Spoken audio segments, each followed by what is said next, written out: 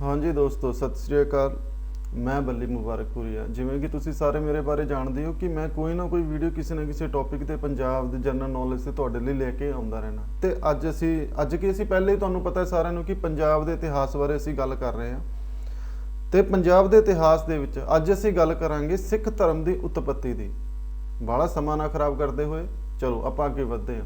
ਸਿੱਖ ਧਰਮ ਸਨ 1469 ਈਸਵੀ ਨੂੰ ਹੋਂਦ ਵਿੱਚ ਆਇਆ ਸੀ। ਇਸ ਸਾਲ ਸਿੱਖ ਧਰਮ ਦੇ ਮੋਢੀ ਗੁਰੂ ਨਾਨਕ ਦੇਵ ਜੀ ਦਾ ਜਨਮ ਹੋਇਆ ਸੀ। ਗੁਰੂ ਨਾਨਕ ਦੇਵ ਜੀ ਦਾ ਜਨਮ ਕਾਲ ਸਿੱਖ ਧਰਮ ਅਤੇ ਮਾਨਵਤਾ ਤੇ ਧਾਰਮਿਕ ਇਤਿਹਾਸ ਵਿੱਚ ਵਿਸ਼ੇਸ਼ ਤੌਰ ਤੇ ਮਹੱਤਵਪੂਰਨ ਹੈ। ਭਾਰਤ ਵਿੱਚ ਇਹ ਭਗਤੀ ਲਹਿਰ ਦਾ ਦੌਰ ਸੀ। ਉੱਤਰੀ ਭਾਰਤ ਵਿੱਚ ਭਗਤੀ ਲਹਿਰ ਦੇ ਪ੍ਰਮੁੱਖ ਆਗੂ ਗੁਰੂ ਰਾਮਾਨੰਦ ਜੀ ਸਨ, ਜਿਨ੍ਹਾਂ ਨੇ ਦੱਖਣੀ ਭਾਰਤ ਦੇ ਪ੍ਰਸਿੱਧ ਸੰਤ ਗਿਆਨੀ ਰਾਮਾਨੁਜ ਦੀਆਂ ਸਿੱਖਿਆਵਾਂ ਦਾ ਪ੍ਰਚਾਰ ਕੀਤਾ ਸੀ।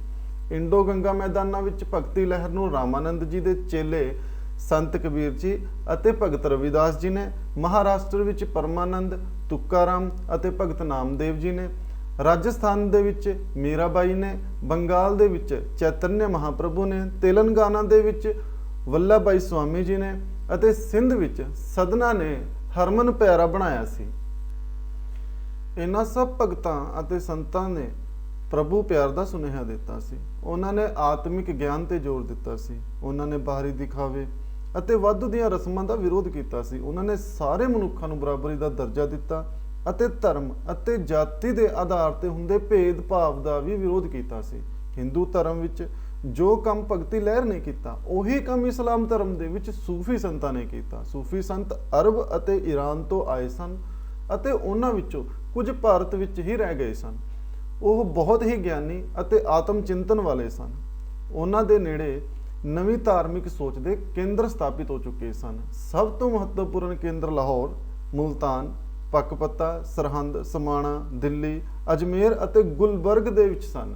15ਵੀਂ ਸਦੀ ਦੇ ਸ਼ੁਰੂ ਵਿੱਚ ਉੱਤਰੀ ਭਾਰਤ ਵਿੱਚ ਲਗਭਗ 1 ਦਰਜਨ ਲੋਕ ਸੂਫੀ ਮਤ ਧਾਰਨ ਕਰ ਚੁੱਕੇ ਸਨ। ਮਤਲਬ ਕਿ ਸੂਫੀ ਬਣ ਚੁੱਕੇ ਸਨ। ਸੂਫੀ ਮਤ ਦੇ ਜਿਹੜੇ ਲੋਕ ਹੁੰਦੇ ਨੇ ਨਾ, ਉਹਨਾਂ ਨੂੰ ਮੰਨਣ ਲੱਗ ਗਏ ਸਨ। ਇਹਨਾਂ ਵਿੱਚੋਂ ਮੁੱਖ ਸਨ ਚਿਸ਼ਤੀ, ਕਾਦਰੀ, ਸੋਹਰਾਵਾਦੀ ਅਤੇ ਨਕਸ਼ਬੰਦੀ। ਤੇ ਦੋਸਤੋ, ਇਹ ਸਾਰੀਆਂ ਗੱਲਾਂ ਕਰਨ ਤੋਂ ਪਹਿਲਾਂ ਨਾ ਮੈਂ ਹੱਥ ਜੋੜ ਕੇ ਤੁਹਾਡੇ ਸਾਰਿਆਂ ਤੋਂ ਮਾਫੀ ਮੰਗਣਾ ਚਾਹੁੰਦਾ, ਕਿਉਂਕਿ ਦੇਖੋ ਸਿੱਖ ਧਰਮ, ਮੈਂ ਵੀ ਸਿੱਖ ਹੈਗਾ, ਠੀਕ ਹੈ, ਤੇ ਮੈਂ ਵੀ ਸਿੱਖ ਧਰਮ ਤੋਂ ਹੀ ਬਿਲੋਂਗ ਕਰਦਾ। ਤੇ ਕਿਉਂਕਿ ਜਿਹੜੇ ਇਤਿਹਾਸਕਾਰ ਨੇ ਨਾ, ਉਹਨਾਂ ਦੇ ਮਤ ਇੱਕ ਜਿਹੇ ਨਹੀਂ ਹੈਗੇ, ਸੇਮ ਮਤ ਨਹੀਂ ਹੈਗੇ। ਕਿਸੇ ਇਤਿਹਾਸਕਾਰ ਨੇ ਕੁਝ ਲਿਖਿਆ, ਕਿਸੇ ਨੇ ਕੁਝ ਲਿਖਿਆ, ਠੀਕ ਹੈ ਨਾ। ਤੇ ਕਈ ਵਾਰੀ ਕੋਈ ਨਾ ਕੋਈ ਗਲਤੀ ਹੋ ਜਾਂਦੀ ਹੈ ਆਪਣਾ ਬੋਲਦੇ ਸਮੇਂ, ਠੀਕ ਹੈ ਨਾ। ਤੇ ਇਸ ਚੀਜ਼ ਕਰਕੇ ਤੇ ਮੈਂ ਤੁਹਾਡੇ ਤੋਂ ਮਾਫੀ ਮੰਗਦਾ ਜੇ ਮੇਰੇ ਤੋਂ ਕੋਈ ਗਲਤੀ ਹੋ ਜਾਵੇ ਇਤਿਹਾਸ ਦੇ ਬਾਰੇ ਪੜ੍ਹਦਿਆਂ ਹੋਣਾ, ਠੀਕ ਹੈ। ਤੇ ਇਹ ਜਿਹੜਾ ਮੈਂ ਕੰਟੈਂਟ ਲਿਆ ਨਾ, ਇਹ ਜਿਹੜਾ ਵਿਸ਼ਾ ਮੈਂ ਲਿਆ, ਇਹ ਮੈਂ ਸਾਡਾ ਪੰਜਾਬ ਬੁੱਕ ਤੋਂ ਹੀ ਪ੍ਰਾਪਤ ਕੀਤਾ ਹੈ, ਠੀਕ ਹੈ। ਤੇ ਬਾਕੀ ਜੋ ਕੋਈ ਵੀ ਚਾਹੁੰਦਾ ਹੈ ਉਹ ਸਾਡਾ ਪੰਜਾਬ ਬੁੱਕ ਨੂੰ ਪੜ੍ਹ ਸਕਦਾ ਹੈ ਤੇ ਉਹਦੇ ਵਿੱਚੋਂ ਦੇਖ ਸਕਦਾ ਹੈ ਕਿ ਇਹ ਸਾਰਾ ਜਿਹੜਾ ਵਿਸ਼ਾ ਹੈਗਾ, ਮੈਂ ਉਹਦੇ ਵਿੱਚੋਂ ਕੁਝ ਛੋਟੇ ਕੰਟੈਂਟ ਲਿੱਤੇ ਨੇ ਸੋ ਦੈਟ ਤੁਹਾਨੂੰ ਪੜ੍ਹਨ ਦੇ ਵਿੱਚ ਆਸਾਨੀ ਹੋ ਸਕੇ, ਠੀਕ ਹੈ। ਬਾਹਲਾ ਸਮਾਂ ਨਾ ਖਰਾਬ ਕਰਦੇ ਹੋ, ਚਲੋ ਅੱਗੇ ਵਧਦੇ ਹਾਂ। ਇਹਨਾਂ ਮੁਸਲਿਮ ਫਕੀਰਾਂ ਨੇ ਵੀ ਆਤਮ ਚਿੰਤਨ ਤੇ ਜ਼ੋਰ ਦਿੱਤਾ ਸੀ। ਉਹਨਾਂ ਦਾ ਸਿਧਾਂਤ ਸੀ ਧਰਮ ਮੰਨਣਾ ਜਾਂ ਧਾਰਮਿਕ ਹੋਣਾ, ਕੇਵਲ ਪਰਮਾਤਮਾ ਨੂੰ ਪਿਆਰ ਕਰਨਾ ਸੀ। ਉਹ ਮੁਸਲਮਾਨਾਂ ਦੇ ਸਭ ਤੋਂ ਵੱਡੀ ਕਾਨੂੰਨ ਬਣਾਉਣ ਵਾਲੀ ਹਕੂਮਤ ਉਲਮਾ ਨੂੰ ਨਹੀਂ ਮੰਨਦੇ ਸਨ। ਸੂਫੀ ਸੰਤਾਂ ਦੀ ਸੋਚ ਵਿਸ਼ਾਲ ਅਤੇ ਸਹਿਣਸ਼ੀਲ ਸੀ। ਉਹਨਾਂ ਨੇ ਕਦੀ ਵੀ ਹਿੰਦੂਆਂ ਨੂੰ ਮੁਸਲਮਾਨ ਤੋਂ ਵੱਖ ਕਰਨ ਦੀ ਕੋਸ਼ਿਸ਼ ਨਹੀਂ ਕੀਤੀ ਸੀ। ਉਹ ਬਹੁਤ ਸਾਧਾਰਨ ਅਤੇ ਪਵਿੱਤਰ ਜੀਵਨ ਜਿਉਂਦੇ ਸਨ। ਭਗਤੀ ਅਤੇ ਸੂਫੀ ਲਹਿਰ ਨੇ ਦੇਸ਼ ਵਿੱਚ ਇੱਕ ਨਵੇਂ ਧਾਰਮਿਕ ਮਾਹੌਲ ਦੀ ਸਿਰਜਣਾ ਕਰ ਦਿੱਤੀ ਸੀ। ਇਸ ਮਾਹੌਲ ਵਿੱਚ ਰੂਪ ਨਾਲੋਂ ਪਰਮਾਤਮਾ ਪ੍ਰਤੀ ਵਿਸ਼ਵਾਸ ਵਧੇਰੇ ਮਹੱਤਵਪੂਰਨ ਸੀ। ਇਸ ਮਾਹੌਲ ਵਿੱਚ ਰੂੜੀਵਾਦੀ ਸੋਚ ਨੂੰ ਮਹੱਤਤਾ ਨਹੀਂ ਦਿੱਤੀ ਗਈ ਸੀ। ਹਿੰਦੂਵਾਦ ਅਤੇ ਇਸਲਾਮ ਇੱਕ ਦੂਜੇ ਤੋਂ ਵੱਖਰੇ ਨਹੀਂ ਸਨ। ਦੋਹਾਂ ਧਰਮਾਂ ਦੇ ਚੇਲਿਆਂ ਨੇ ਦੋਨਾਂ ਧਰਮਾਂ ਵਿਚਾਲੀਆਂ ਸਾਂਝਾਂ ਨੂੰ ਮਹਿਸੂਸ ਕਰਨਾ ਸ਼ੁਰੂ ਕਰ ਦਿੱਤਾ ਸੀ। ਭਾਵੇਂ ਅਜੇ ਵੀ ਸ਼ੰਕਾ ਤੇ ਮਤਭੇਦ ਸਨ, ਪਰ ਫਿਰ ਵੀ ਭਾਰਤ ਵਿੱਚ ਇੱਕ ਨਵੀਂ ਆਜ਼ਾਦ ਅਤੇ ਖੁਸ਼ਨੁਮਾ ਸੋਚ ਜਨਮ ਲੈ ਰਹੀ ਸੀ। ਇਸ ਬਦਲਦੇ ਮਾਹੌਲ ਵਿੱਚ ਹੀ ਗੁਰੂ ਨਾਨਕ ਦੇਵ ਜੀ ਦਾ ਜਨਮ ਹੋਇਆ ਸੀ। ਦੋਸਤੋ, ਜਿਹੜੀ ਆਪਾਂ ਹੁਣ ਪਿਛਲੀ ਗੱਲਾਂ ਕੀਤੀਆਂ ਨਾ, ਇਹਨਾਂ ਗੱਲਾਂ ਨੂੰ ਦੇਖੋ, ਤੁਹਾਨੂੰ ਸਿਰਫ ਯਾਦ ਰੱਖਣਾ ਹੈ। ਤੁਸੀਂ ਸਿਰਫ ਯਾਦ ਰੱਖਣਾ, ਤੁਹਾਨੂੰ ਰਟਣਾ ਨਹੀਂ ਹੈਗਾ, ਠੀਕ ਹੈ। ਸਮਝਣ ਵਾਲੀ ਤਾਂ ਕੋਈ ਗੱਲ ਹੈਗੀ ਨਹੀਂ, ਕਿਉਂਕਿ ਇਹ ਤਾਂ ਇਤਿਹਾਸ ਹੈਗਾ। ਇਤਿਹਾਸ ਨੂੰ ਤੁਸੀਂ ਸਿਰਫ ਯਾਦ ਰੱਖ ਸਕਦੇ ਹੋ ਪੜ੍ਹ ਕੇ, ਠੀਕ ਹੈ, ਜਾਂ ਸੁਣ ਕੇ। ਉਹ ਤੁਹਾਡੀ ਸ਼ਮਤਾ ਦੇ ਉੱਪਰ ਡਿਪੈਂਡ ਕਰਦਾ ਹੈ। ਤੁਸੀਂ ਸਿਰਫ ਉਹਨੂੰ ਯਾਦ ਰੱਖ ਸਕਦੇ ਹੋ, ਉਹਨੂੰ ਸਮਝ ਨਹੀਂ ਸਕਦੇ ਹੈਗੇ, ਠੀਕ ਹੈ। ਤੇ ਆਪਾਂ ਦੇਖੋ, ਤੁਸੀਂ ਇਸ ਵੀਡੀਓ ਨੂੰ 2-3 ਵਾਰੀ ਸੁਣੋਗੇ ਨਾ ਤੇ ਇਹ ਵੀਡੀਓ ਤੁਹਾਨੂੰ ਐਨ ਬਹੁਤ ਚੰਗੀ ਤਰ੍ਹਾਂ ਸਮਝ ਚ ਆਉਣ ਲੱਗ ਜਾਏਗੀ। ਆਪਾਂ ਚਲੋ ਅੱਗੇ ਵਧਦੇ ਹਾਂ। ਜਿਹੜਾ ਕਿ ਆਪਾਂ ਗੱਲ ਕਰ ਰਹੇ ਸੀਗੇ, ਇਸ ਬਦਲਦੇ ਮਾਹੌਲ ਵਿੱਚ ਹੀ ਗੁਰੂ ਨਾਨਕ ਦੇਵ ਜੀ ਦਾ ਜਨਮ ਹੋਇਆ ਸੀ, ਠੀਕ ਹੈ। ਉਹਨਾਂ ਨੇ ਮਾਨਵਤਾ ਨੂੰ ਪਿਆਰ ਅਤੇ ਵਿਸ਼ਵਾਸ ਦਾ ਪਾਠ ਪੜ੍ਹਾਇਆ ਸੀ। ਉਹਨਾਂ ਨੇ ਆਪਣਾ ਇਹ ਸੁਨੇਹਾ ਦੂਰ ਦੁਰਾਂਡੇ ਪਹੁੰਚਾਇਆ ਸੀ। ਜਿਵੇਂ ਕਿ ਤੁਹਾਨੂੰ ਪਤਾ ਹੈ ਕਿ ਸ੍ਰੀ ਗੁਰੂ ਨਾਨਕ ਦੇਵ ਜੀ ਨੇ 4 ਉਦਾਸੀਆਂ ਕੀਤੀਆਂ ਸੀਗੀਆਂ, ਠੀਕ ਹੈ। ਗੁਰੂ ਸਾਹਿਬ ਜੀ ਦੀਆਂ ਸਿੱਖਿਆਵਾਂ ਨਾਲ ਆ ਰਹੀ ਤਬਦੀਲੀ ਦਾ ਜ਼ੋਰ ਹੋਰ ਤੇਜ਼ ਹੋ ਗਿਆ ਸੀ। ਭਗਤਾਂ ਅਤੇ ਸੂਫੀਆਂ ਵਾਂਗ ਗੁਰੂ ਜੀ ਨੇ ਵੀ ਧਰਮ ਦਾ ਆਧਾਰ ਪਰਮਾਤਮਾ ਪ੍ਰਤੀ ਪਿਆਰ ਨੂੰ ਦੱਸਿਆ ਸੀ। ਭਗਤੀ ਮਤ ਦੇ ਸੰਤਾਂ ਵਾਂਗੂ ਉਹਨਾਂ ਨੇ ਵੀ ਜਾਤੀ ਅਤੇ ਬੇਲੋੜੇ ਰੀਤੀ ਰਿਵਾਜਾਂ ਦਾ ਵਿਰੋਧ ਕੀਤਾ ਸੀ। ਸੂਫੀ ਸੰਤਾਂ ਵਾਂਗੂ ਉਹਨਾਂ ਨੇ ਪਰਮਾਤਮਾ ਨੂੰ ਪਾਉਣ ਲਈ ਪਰਮਾਤਮਾ ਦੇ ਭਾਣੇ ਵਿੱਚ ਰਹਿਣਾ ਦੱਸਿਆ ਸੀ।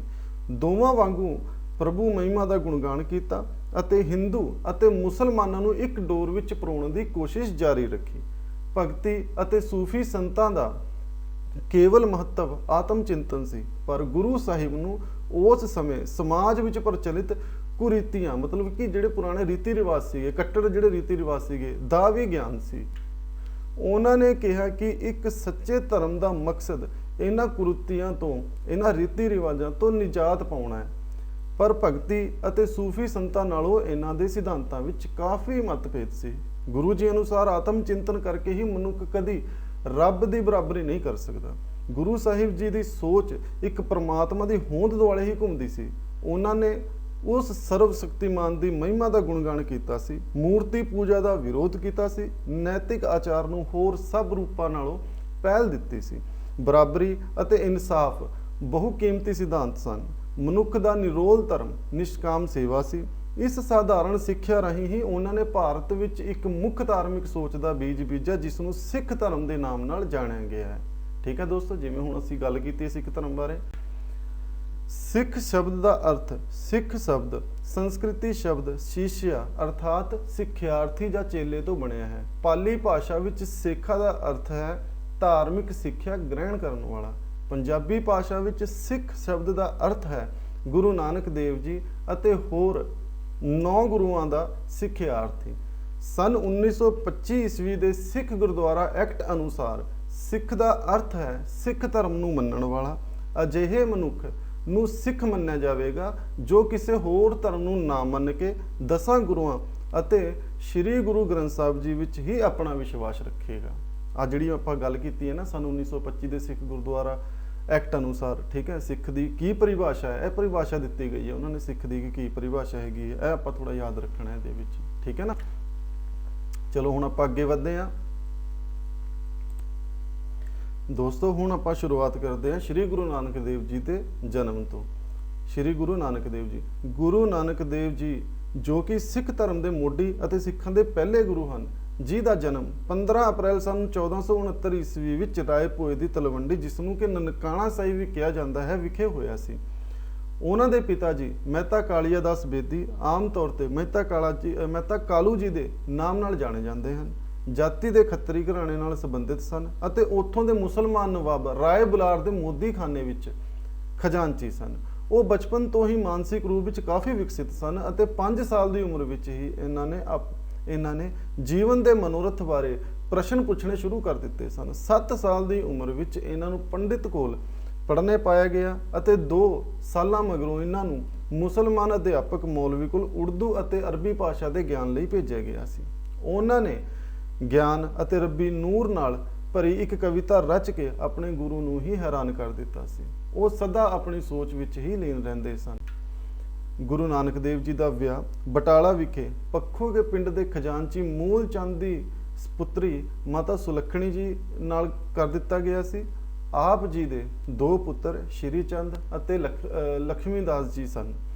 ਅਜੇ ਵੀ ਉਹਨਾਂ ਦੇ ਮਨ ਦਾ ਝੁਕਾਅ ਨਹੀਂ ਸੀ ਬਦਲਿਆ ਅਤੇ ਉਹ ਰੋਜੀ ਰੋਟੀ ਕਮਾਉਣ ਵਿੱਚ ਕੋਈ ਦਿਲਚਸਪੀ ਨਹੀਂ ਸੀ ਦਿਖਾਉਂਦੇ। ਉਹਨਾਂ ਨੂੰ ਸਦਾ ਸਾਧੂ ਸੰਤਾਂ ਦੀ ਸੰਗਤ ਹੀ ਪਾਉਂਦੀ ਸੀ।